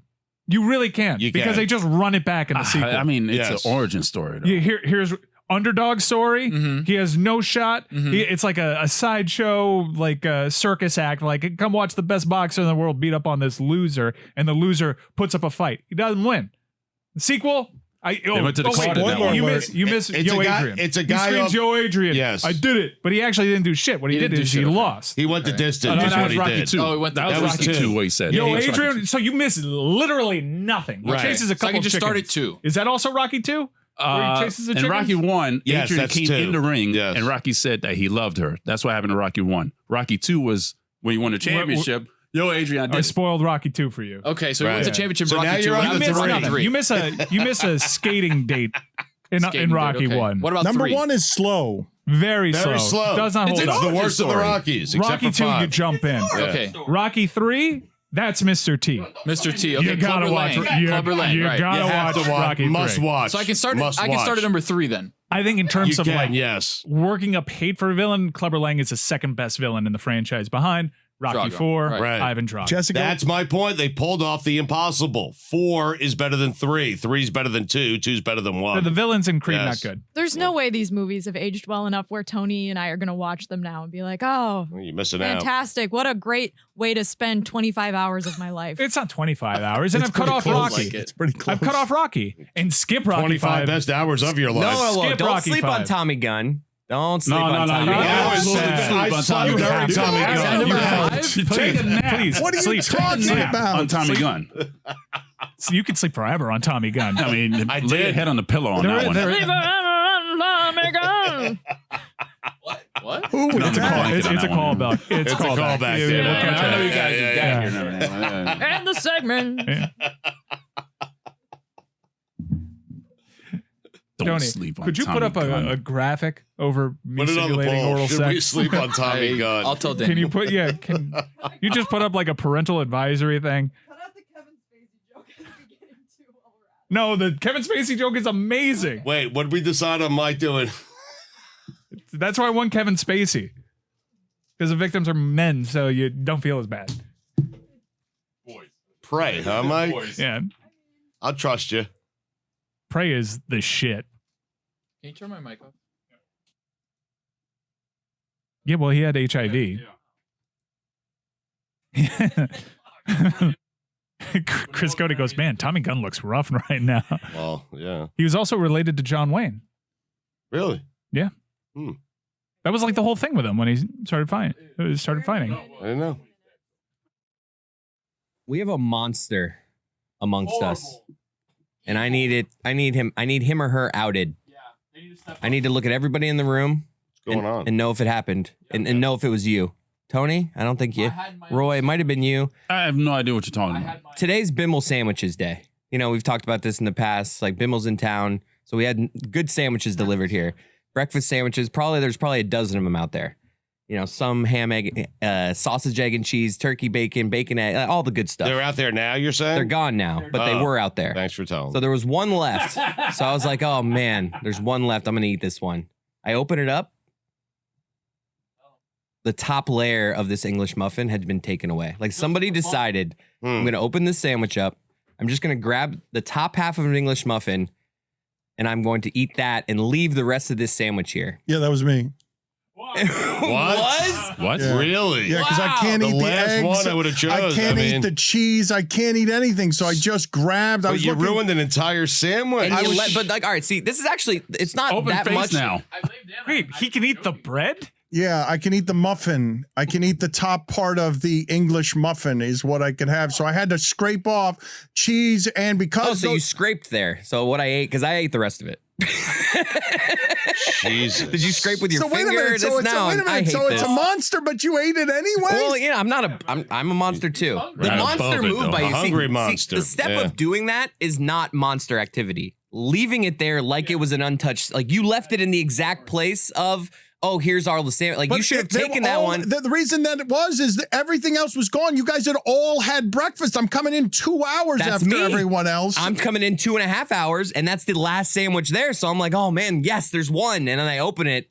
Oh, I assumed everyone had already eaten breakfast, and this was just a part of leftovers that get left there every day. So I just It was a leftover full sandwich, though. that is I mean, but and you don't just pick it Now- apart. Chris I ate it mean, anyway, though. I just needed a piece of a sandwich. I couldn't have the whole sandwich. I turned it into a little open face Sammy, huh? A little fork and knife. but it was did delightful. bad. that. So Yeah. what I did though, which is not ruining the You sandwich. saved me calories.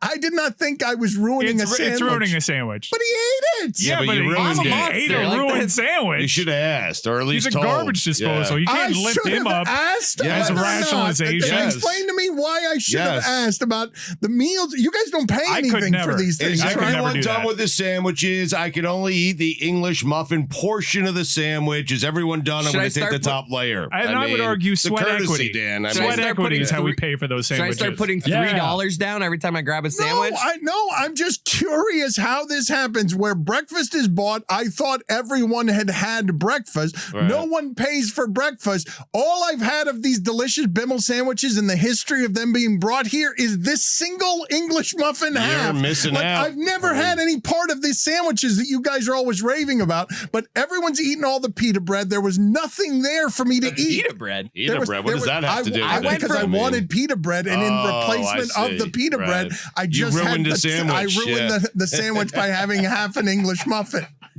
I went from being angry at you to feeling sad for you. Like, that's your life. You just, like, you see that sandwich and you're like, oh, what can I eat from this? The This worst top part. muffin? Yeah. And I'm going to... Many would argue the bread's the worst part.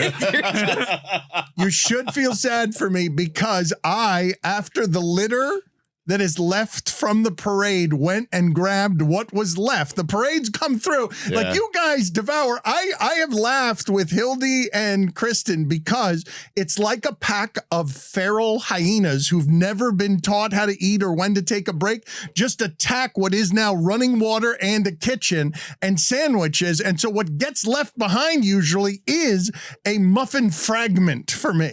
You've never tried the full sandwich, though. Those are the greatest sandwiches in the history of egg sandwiches. They That's look why pretty we good. act like that. They look pretty good. So good. It would have been nice to have another. So good that even though I ruined it, Chris did have another. Well, luckily, I'm the one guy in this whole place that'd be like, nah, I'll still eat it. I would have eaten it. What is wrong Because with it's like, I didn't know. It was a mystery. Like, somebody could have, I don't know. It's rude. Yeah. It's rude. It's just leaving it there. Like, that's the lesson to take from this. Next time, move the sandwich away. So I know that sandwich has been touched by someone already. Like, the way it was left was like, it was like a shining light on it. Like, the last Angels sandwich. were singing and then around I the like net. Tony and I was like, Tony, it's there. And then I opened it and he What laughed. a bummer. He laughed at me. Yeah. You got to announce it or leave a sticky note, something. Yeah. I mean, Sticky you do. note. Yeah, just A saying, sticky hey, note. hey, it's Dan. I ate the top of this, Just let someone know. Communicate. And it's That's all. funny because I shamed the room out loud and Dan kind of sat there like, oh, yeah.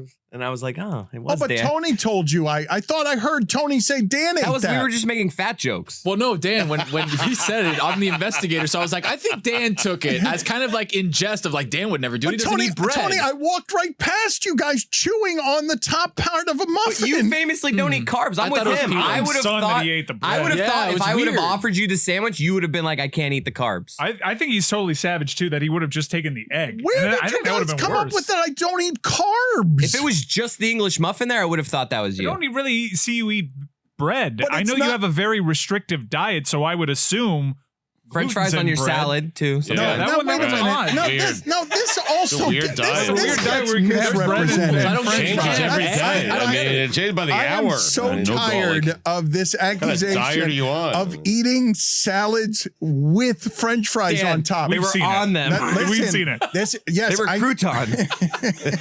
Delightful, by the What way. you have seen is that there is no time around here to take time to eat. And what you have Kristen, seen put the fries in the is me salad. grab fries and just throw them in the vinaigrette. tub of thing that I am eating. Right. So Right. The not fries plastic- with a salad, The right? plastic tub. I am not actively ordering fries on a salad. I don't have an area to the side of the salad where to put the fries, You so throw I 'em throw right them in the right. corner Right. of the bowl Weird. of salad. Our mistake. And also That is have our fries. mistake. We totally haven't seen you eating that salad with fries on top of it. You guys are making it sound That's like, our fault. like The- the I have my It's salads like you go through the drive-thru. always Can I have a with salad? Does fries. that come with fries? You have seen this Diet twice. Coke. Yeah. 2 times you have seen In my me life, not in have my a entire place. life, I've seen it twice. You have seen me not have a place for sides and therefore take the fries and just throw them where the lettuce Thank is. you for clarifying. Yeah. Mash it all together, huh? It's a handful of fries. You guys are making it sound like I have a fry salad. Like you guys are making it Sounds sound delicious. You guys, It does sound amazing. I mean, you guys are making it sound like it's a tower of fries that I throw some lettuce on. No wonder I'm fat. Like, Dan thinks a salad is made with fried potatoes.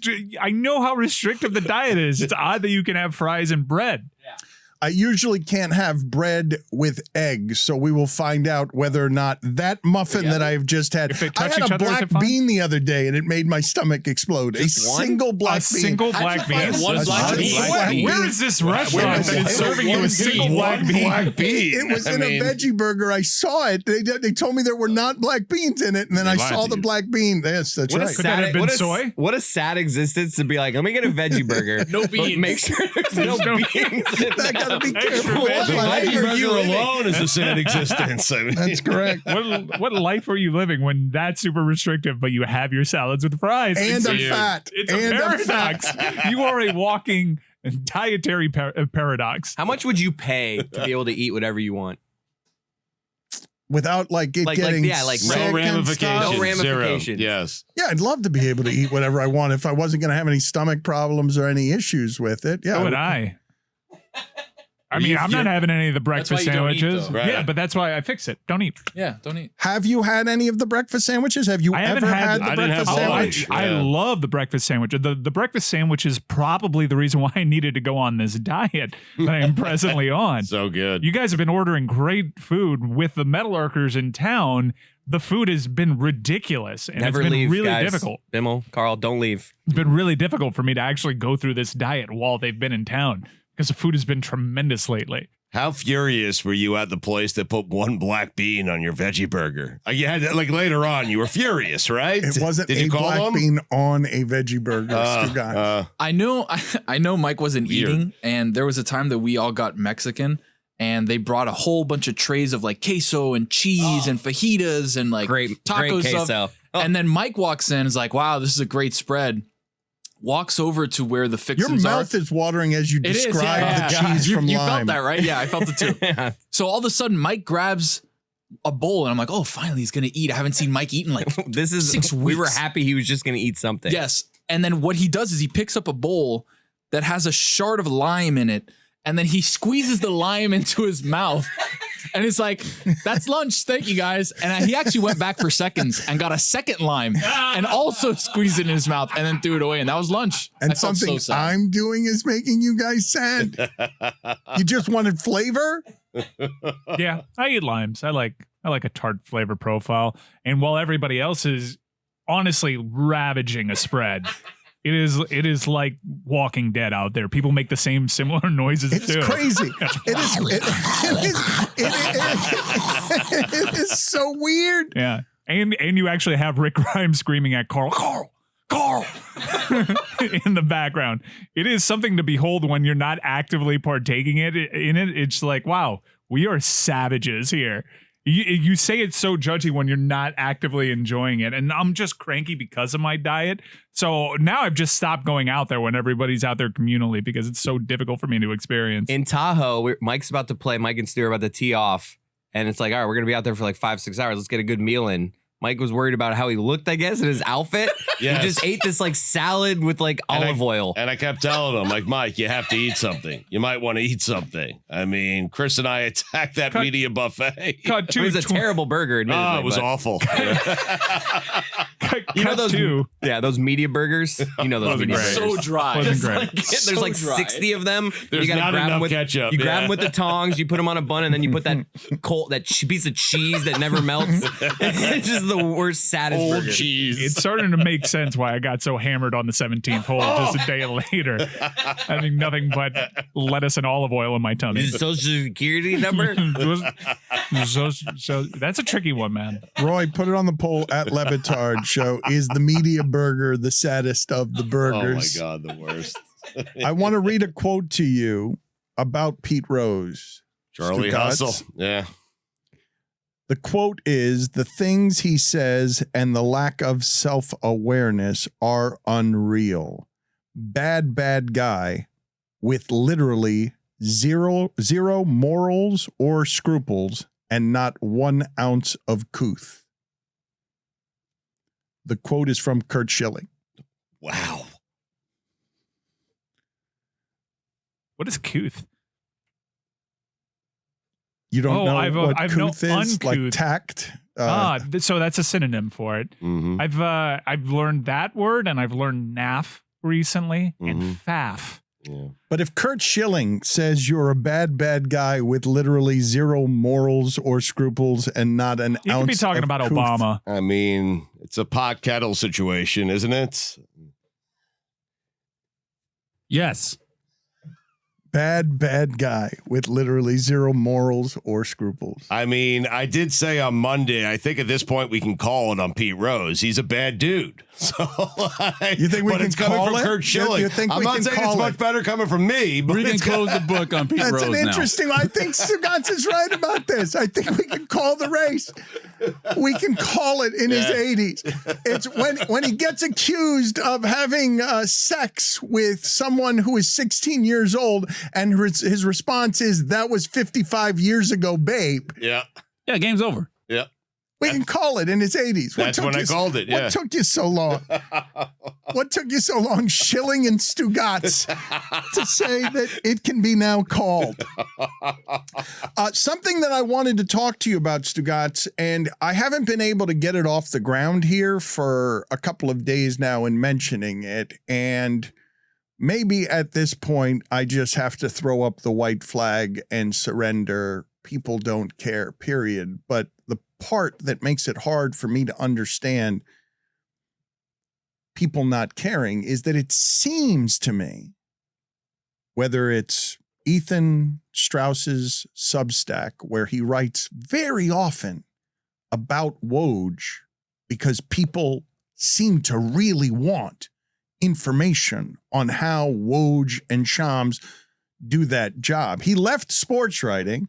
He writes about a bunch of different things that aren't sports related, but he keeps coming back to this story because it generates traffic every time. So when I say you're not interested in this, someone's interested in it. It is interesting to people when Shams breaks a Durant story that is me or them, seismic story, and ESPN waits 6 hours until the owner comes out with a press release, and it looks like it's in protection of Sean Marks, just like the reporting from Windhorse on Ben Simmons being traded and James Harden being traded. Right. Windhorse was saying there was going to be a trade.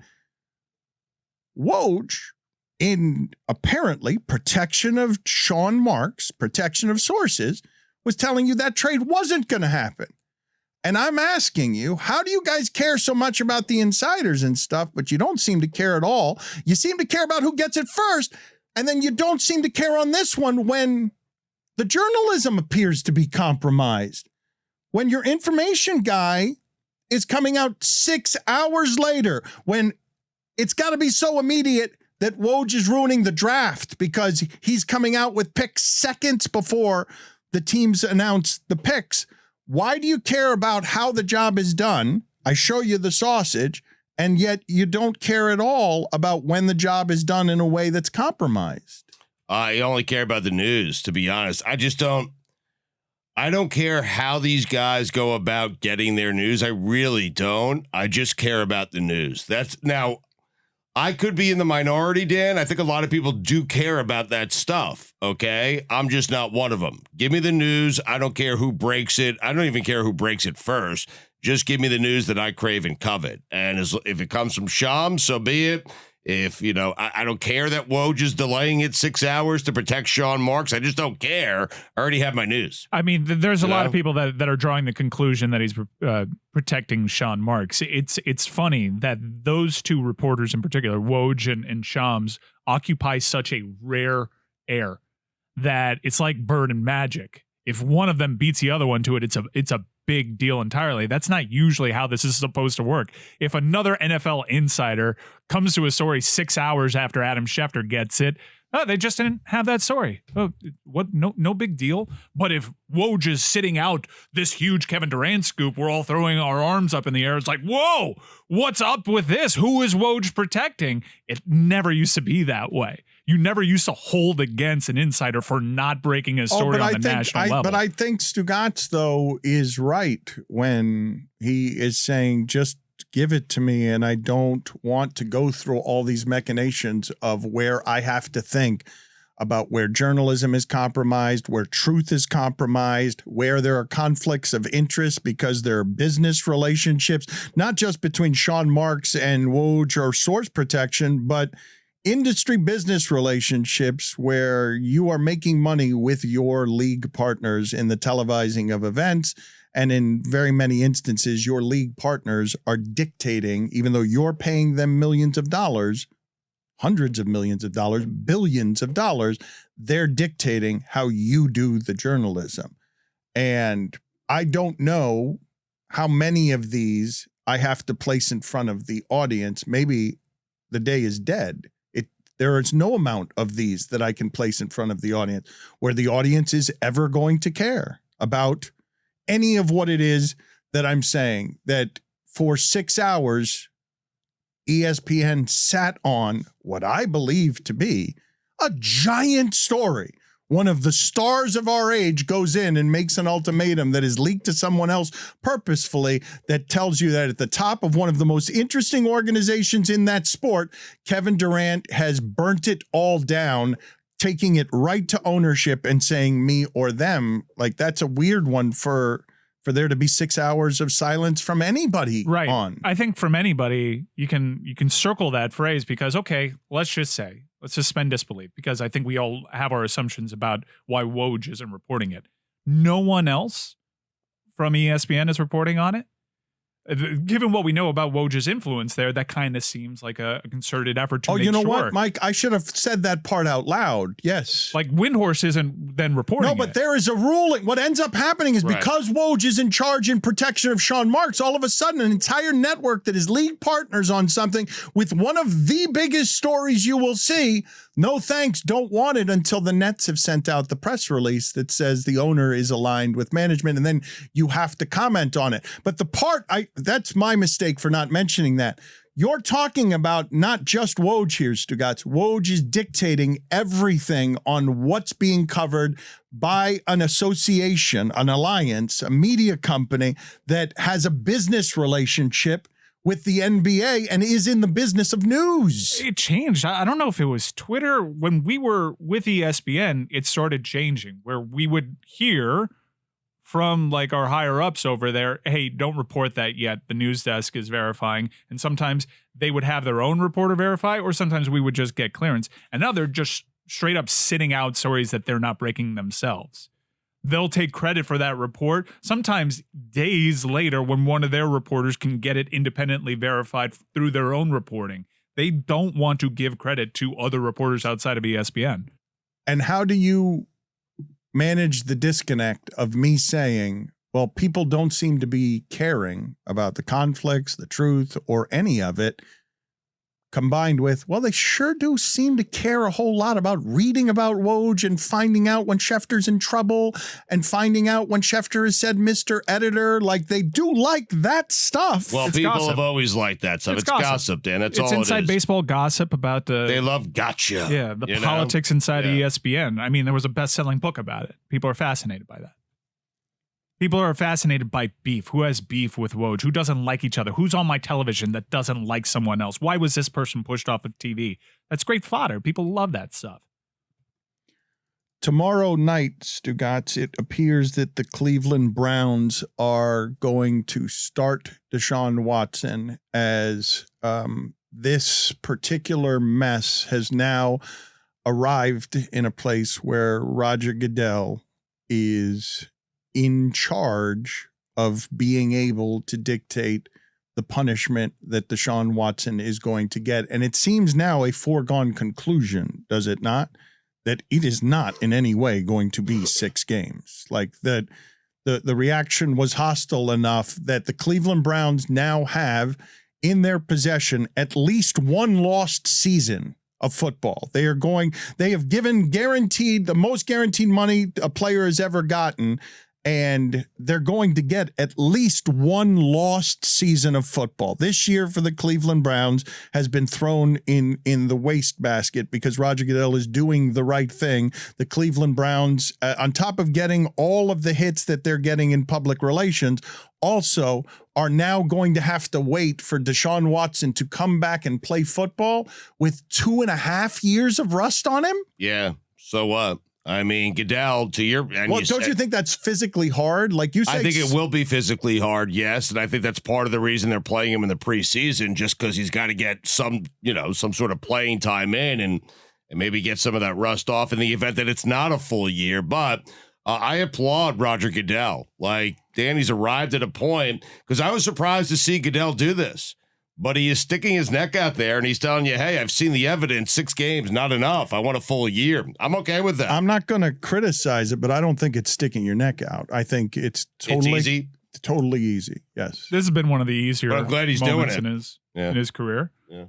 But he screwed up moments that we thought were easy before too. Well, I'm glad he stepped up to the plate. Like, get this one right. Just in a vacuum, you gotta get this one right. So we'll see. I'm still very disappointed in the Cleveland Browns' lack of comments on this. We saw that statement that was terrible. Well, isn't the comment we're starting him Friday? Yeah, which is disgusting. You just found out he did this. Like, it's certified. You had an investigator take in all the evidence, and they told you point blank, your quarterback did these things. You're standing by the guy. You've made that decision. You're not getting, in my opinion, the consequences of that decision publicly right now, because you can do all the we stand by him stuff beforehand and we believe in him and we believe in second chances, even though he didn't do anything wrong. But now you have the evidence heard and you have the result of the investigation.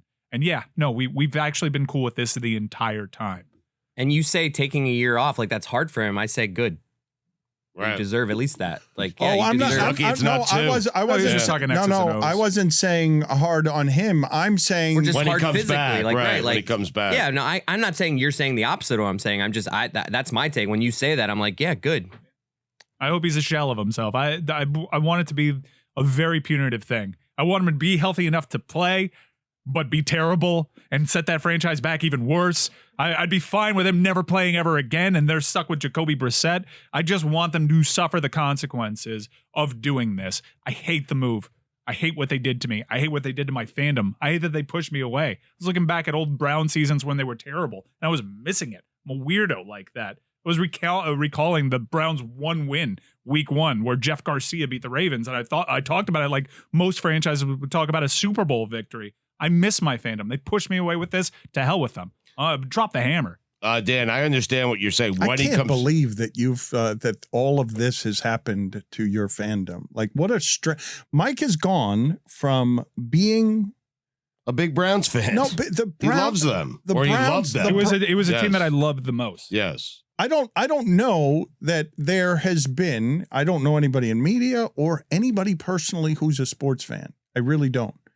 Who has been this affected, had their fandom this contaminated, where he has gone from riding with this team with 1 win in 2 seasons to I hate them, hate everything about them. I'm rooting for them to suffer. I want them to be terrible. That represents a. Well, I think it's. Listen. I mean, I like some of the players. Also, like Nick Chubb's my favorite player in the league. Myles Garrett's one of my favorite players in the league. I love Denzel Ward. I think I'm gonna still root for individual players that I had a connection to. I'm not gonna ignore Browns on my fantasy team or anything like that. But I want the ownership to suffer the indignity of more losing. Yeah, you went for it. Yeah, you gave up all the draft capital and you finally nailed the quarterback that you've been trying to nail for 30 years. And now look what happened. I want to laugh at you. I'm proud of Mike, Dan. With age comes perspective. He has a child. He has a daughter. Like, I'm proud of Mike that he has bailed on the Browns because he has found that it's not, winning at all costs is not worth it. And so good for Mike, like, for turning his back on his favorite team by far. Because years that's ago, what I he's would have done. been win at all costs. I have changed. And I still will have my hypocrisies. But yeah, they pushed me away. My point is, Stugotz, that for all of the moral outrage out there that you can find on any number of subjects, very often all I'm seeing and hearing is noise. It's just noise. It's not the action of I now hate and am rooting against my favorite team. Like, it doesn't actually happen very often. And I haven't met. I don't think Mike's alone, though. I think there's other but I Browns haven't fans. met any of these people. I know there are people in that building right now that are rooting against their team, their employer. I have not met many people who are willing, because you get accused of virtue signaling when you do these things. Our show gets accused of having gone to the extremes on not being able to talk about this stuff without having a bunch of moralities seep into it. Virtue signaling is such a term used by the worst people to try to call someone out for saying something that's actually like maybe kind of decent.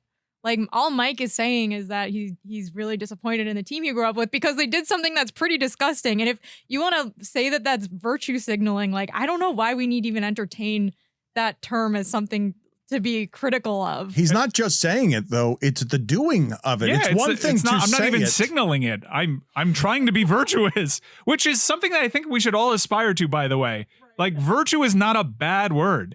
This isn't a cuss word. You're trying to own someone by alleging they're trying to be virtuous. You are virtuous and awake. Yeah, you are. Putting his money where his mouth is. No longer sleeping. I am aspiring to virtue. I'm not signaling it though. Like, this is. I've thrown out Browns hats. So I'm not going to games anymore. I'm gambling again. But Dan, he's 27. Like, when he comes back, I understand what you're saying. How's it going to look?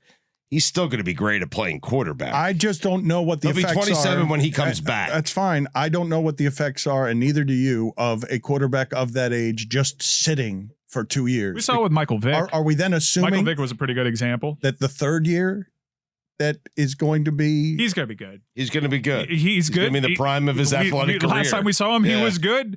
Even though the team wasn't very good, we saw him be very good on a bad team. That's a dynamic talent. There's a reason why Dabo said if you pass up on him, you're passing up on the next Michael Jordan. He's had that top level talent that has eluded the Browns almost their entire existence, and it's driven Jimmy Haslam to totally sell out. Cast his morals aside, what little he had, by the way, because go ahead and dig into that rebate scam of an owner and what he did with Flying J. And he just cast it all aside in the pursuit of winning. Not worth it. I'm less sure than you guys are that sitting out 2 and 3 years of speed level there, and I'm not saying that it might take a minute. I'm not saying, according to camp reports, it's not taking him a minute. Right. He looks great. He looks good in camp. He looks like a significant upgrade over the quarterback that I hope drags them all week 1 in Baker Mayfield. I am rooting for Baker Mayfield. Oh, that I really would be am. so fun. I want him to have an MVP type. Do it. I want him to light them up. Same. Then it'll be bad the rest of the season by all means. But week 1, just be the good Baker, please. Yeah, be great. Did you feel any pity for Sam Darnold watching?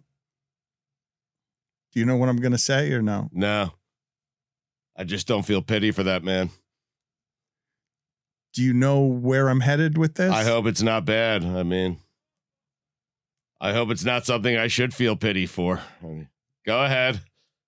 But you don't know anything. I have no idea. You asked me if I feel bad for Sam Darnold. I said no. Yeah, that is what happened. And I want to now come up with a hypothetical where he is suffering under some terrible tragedy that makes it offensive for you to say no before you've heard me out. Hypothetically speaking, let's say he had mono. Nope. It's not hypothetical. Sam Darnold is dying. We all are. Yeah, day by day. Everyone has their day, Dan. Sam Darnold walked onto the field with Baker Mayfield, a Carolina practice field, and because Baker Mayfield represents cartoon hope of a new football town, Stugotz is legitimately wincing right now, afraid of what's happened to Sam Darnold. He was diagnosed with something. He was diagnosed with being a bad quarterback. Well, I knew that years ago. And he ran onto the field with Baker Mayfield, and the fans were very happy to see Baker, and Sam just quietly snuck into the field with no enthusiasm whatsoever. He used to be hope for Carolina Panthers fans, but that was so 2 years ago. And now there's a new hope. Who's outplaying him by a wide margin in practice? There's 2 new hopes. Yeah, Matt Corral. They have a turnstile of hope over in Carolina. They really do. It's Yeah. Teddy Bridgewater. It's Cam Newton again for the second time. It's PJ Walker. It's Sam Darnold. It's Baker Mayfield. It'll be Matt Corral.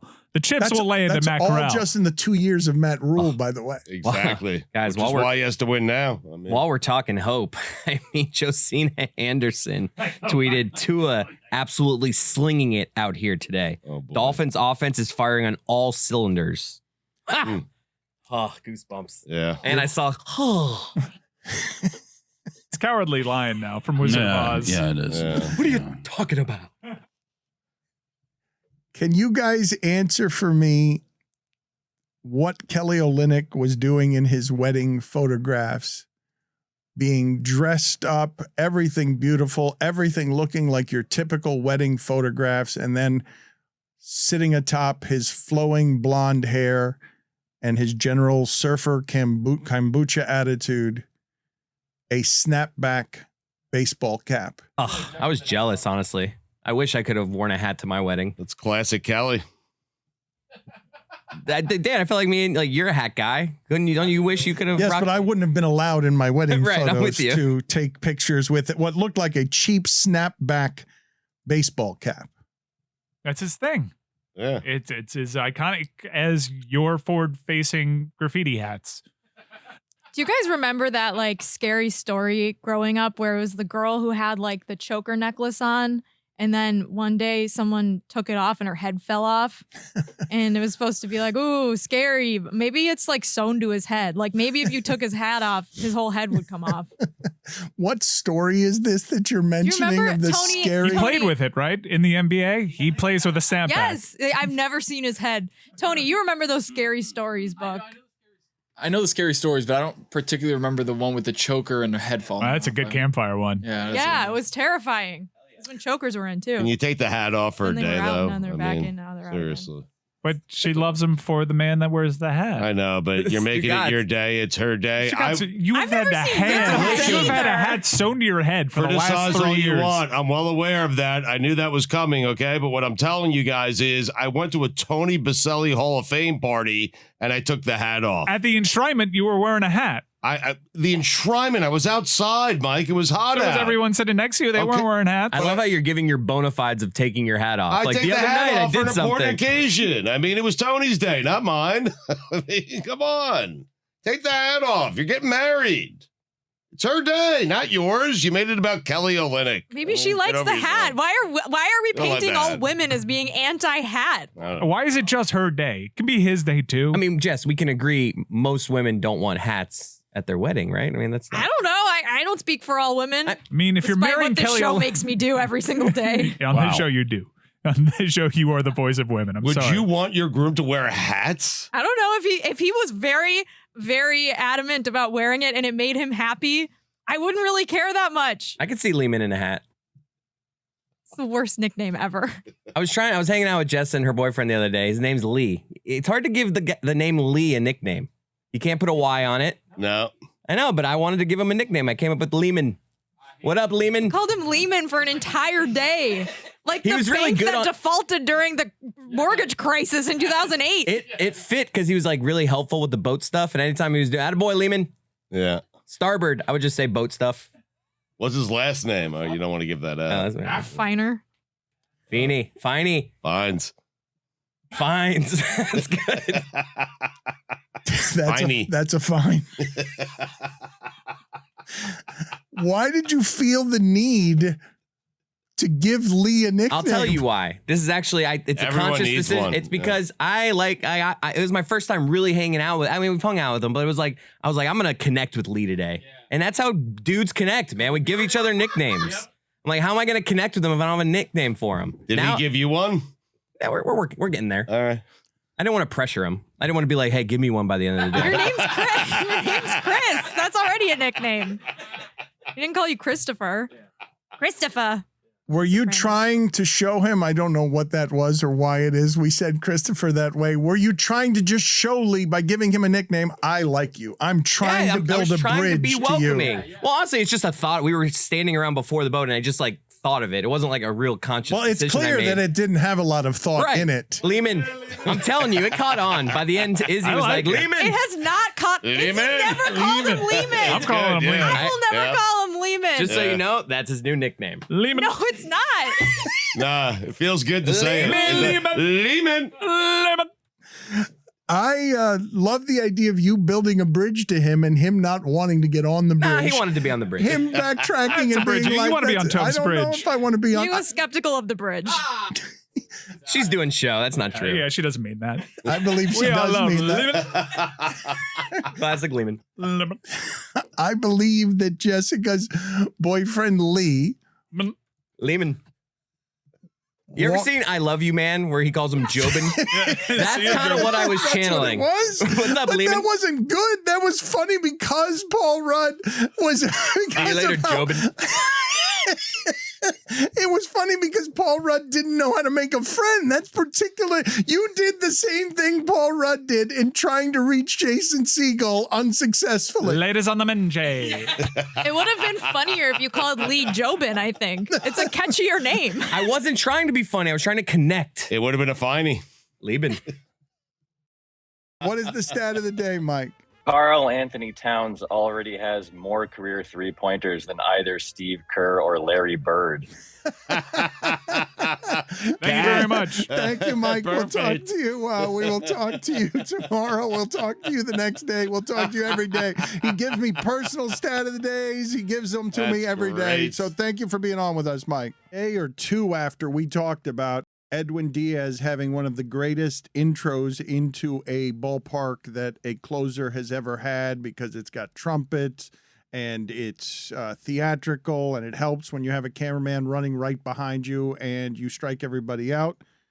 But Felix Bautista of the Baltimore Orioles, tell me that this is true, that it is accurate, that what he comes out to is Omar's whistle from The Wire. Yeah, that's a new thing, apparently. That's amazing.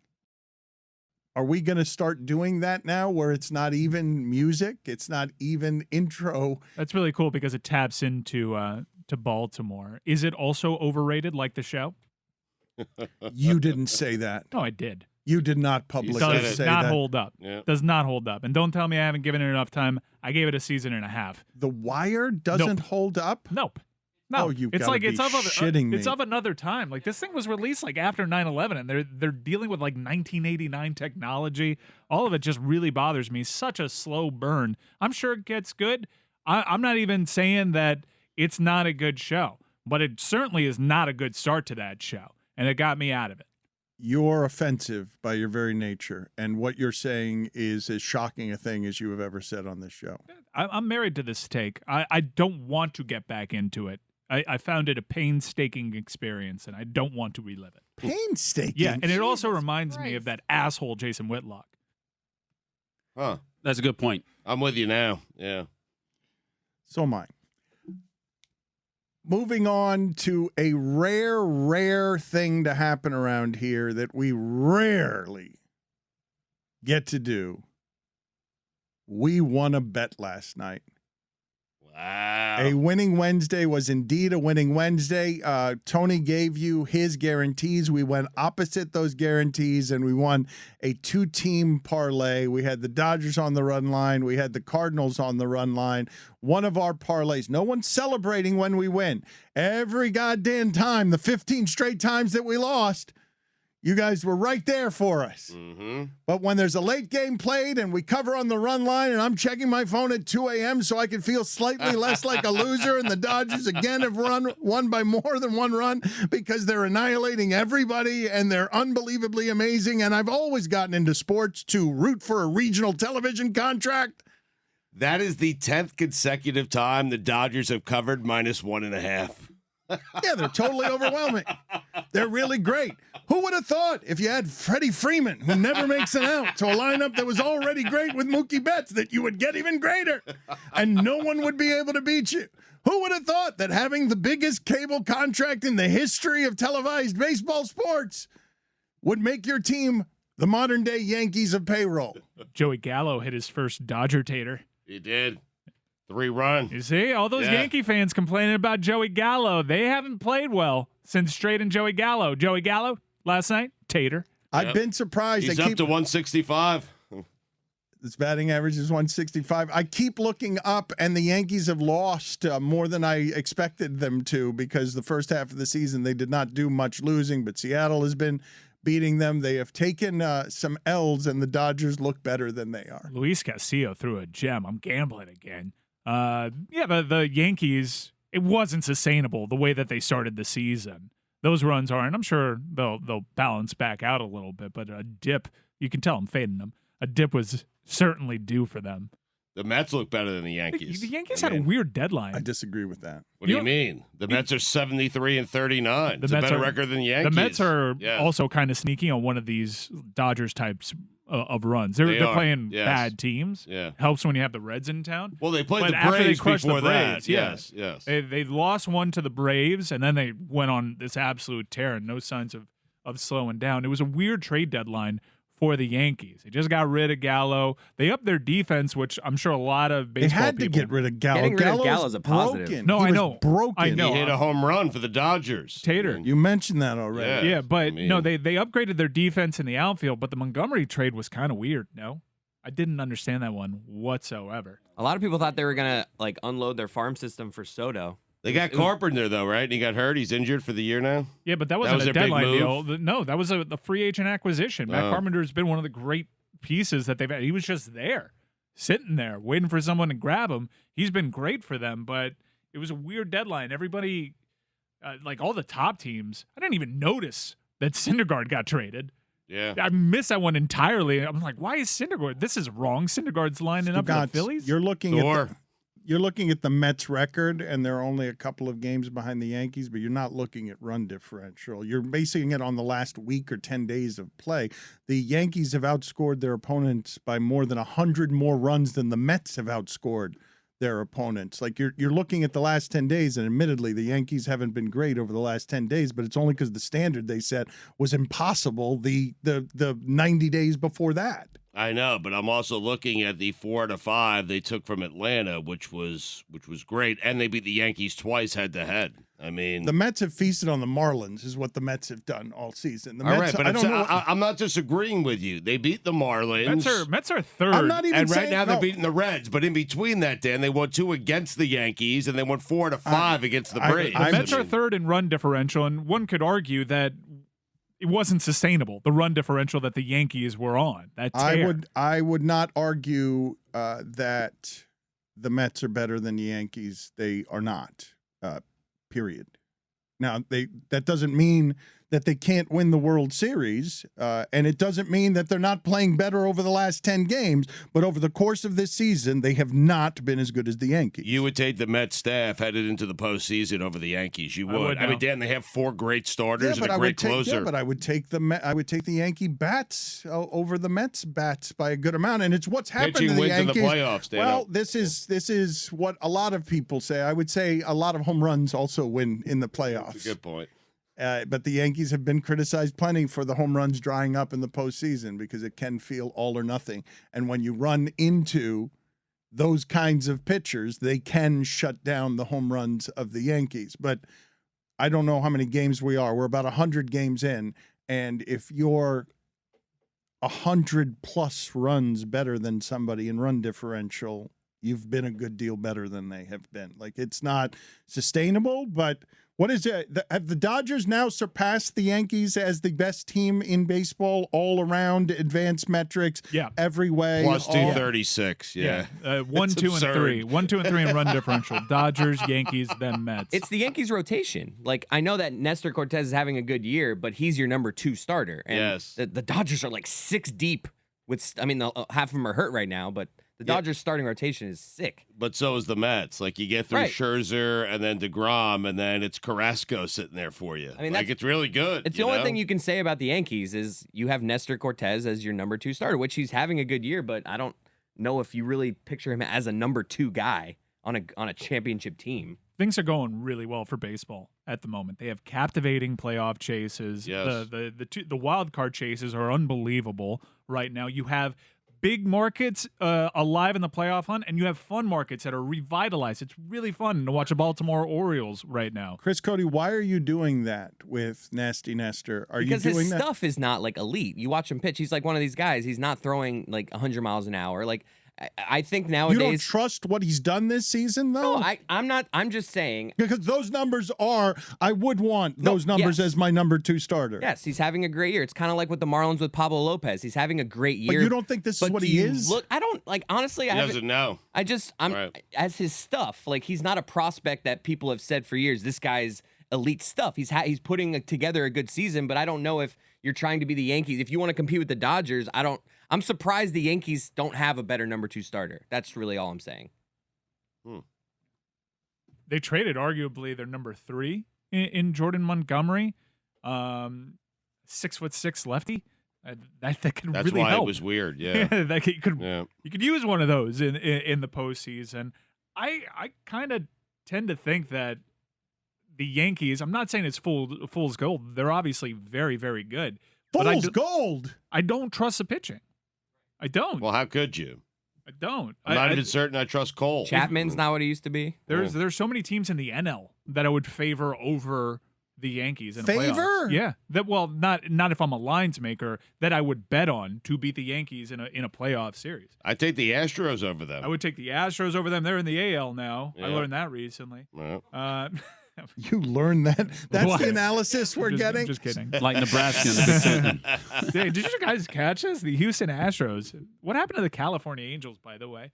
But the Mets and Tatis is coming back to the San Diego Padres. They have solid pitching. I might take the Phillies over the Yankees. Yeah. You know, the Brewers are in the National League. Phillies now. Phillies are hot, good, too. man. But they're also getting fat off the Nats. Yeah. So everyone here is taking 17 teams over the team with a plus 200 run Yeah, difference. You know, Yeah, we I don't are. mind it. Yeah. Yankee fans aren't annoying, right? I can come out and afford to be anti-Yankee. I don't think the Yankees are going to win the World Series. Do I this year. congratulate Tony for winning on a winning Wednesday, even though Yes, Dan, you do. we faded his picks? A phony. It was fade Tony. It was a phony. Remember, we literally guys. went against. We Okay, won. then, hold on, you hold said on. locks of the week and Lock locks of the century, by the way, was Angels beating the Athletics yesterday. Guess what happened? They won in 12. Yeah, in 12. Can we get a bonus phony Tony right now? Just a free one, nothing to do with DraftKings, just to Flying see. close to the sun, Dan. Just I know we are, but I'm Yeah. getting I'm hot, greedy. Dano. Keep in Leave it mind, alone. if you followed You us the are. entire time, you're down far too many units. But we had like 3-1 odds and a 20% boost last night, so we reclaimed a lot of those units just with the phony. Can you do it, Tony? Can you Of give course us? I can do Why are it. you forcing a phony, Dan? I want to Don't see. force the I phonies. want a It's phony. It's not even Wednesday. Give me a parlay, a Weird. bonus You want him phony to do parlay. a parlay? Gonna ruin everything. Oh, Just come give me on. We're something. done. Yeah, I got a little something for you, Dan. All right. You ready? Yes. Dan, the Pirates. Not a great season this year. Not a great season this year. But you know what? I got a feeling. A feeling. Who are they That's what playing? you're going They're with. playing the Diamondbacks. Diamondbacks. I haven't understood Oh, okay. any of those spreads. Playing the haven't. Diamondbacks. Diamondbacks were like minus 200 one game against like who are you? To No, be the minus Diamondbacks 200? aren't quite as bad as the Pirates this year. I don't. Well, the think. Pirates are terrible on the road. The Pirates are terrible, but that's not the point. You know who's on the bump today? Who's JT Brubaker. Ah, Of course, Brubaker. if you look at his numbers, he's not great. He's 2-10 of the season with a 4.4 ERA. Not the not point. great. Not the point. We got the it. point is Today's his day. today's the day. what are they? Okay. Plus 215. The Pirates. What are they? DraftKings has them. Mike's looking it up. I don't know. The Pirates are plus 155 right now. I'm kind of into this phony because So we're fading him. So we're yeah, going with the yeah, D-backs. well, that no, was the the D-backs have punchline. their best pitcher on the bump today. They do. Yeah. The D. So yes. we're laying the Some juice guy with the named Kelly Diamondbacks. with a 2.86 ERA. No, we're taking Arizona Kelly. on the run line. Yes. We're Arizona taking on the run Minus Arizona. 1.5. We're taking a going minus against, 1.5. we're shoot. going Minus ag- 1.5 is dangerous game. It is a dangerous game, but we won last night on a parlay. That's what I'm saying. Are we pairing it with anything? Yep. Because it sounds like you're feeling. Getting carried I'm feeling away. it. There Trust wasn't me. much analysis. I am getting carried away. There is no analysis, Dan. Like nobody knows anything. We're all just here. We're all just. No, you know, there are throwing plenty darts. of people who know. None of them are here. Who Well- are we betting with the Diamondbacks? I'm also hot on the Detroit Tigers. Who they playing? They play the Cleveland Guardians. Why would you be hot on the Detroit Tigers? They just fired their general manager. Why wouldn't I be hot? Avila? Yes. Or is it Avila? It's Avila. It's Avila? Avila, but you Yeah. pronounced the T's wrong before, so I thought you were doing a Tatis. thing. Tatis. Detroit's due for one. Fernando Tatis. Detroit. I'm taking Cleveland. Do I take Cleveland on the run line? No, just pair Cleveland. Just Cleveland to win straight up over the Why Tigers. are you taking over the phony? What? What is what do you happening like, here? Tony? I like the Pirates tonight, Well, and I'm I like the taking Tigers tonight. opposite. Yeah, but what do you like by the Tigers? You like run line or money line? Give me the run line. All right, so we're taking Guardians run line. Okay. All right. So if you're on DraftKings Sportsbook right now and you put together that parlay, it's plus 330. Right, Dan. What Nice. we're doing Give there me is the winners, if we're buddies. really fading Tony, he would have to like the plus 1.5 for us to take the minus 1.5. You were just like Exactly. he was doing money You were line. and forcing things, Yeah, that's yes. why we want to Right. see where we're at here. And when this loses, we're gonna blame you for it. But when it wins, I've been doing heater. ever since last week. I've been doing this thing where I like to talk like Pablo Torre, where it's like obvious that I'm smiling. And you can hear right now that I'm smiling. I can. It's really fun to like talk where people can tell that you're smiling. All right, everybody, let's take a quick little break because Seconds, that was 2 a and 10. weird recording strategy that we had. All right, so postgame is done. We just need an hour or two.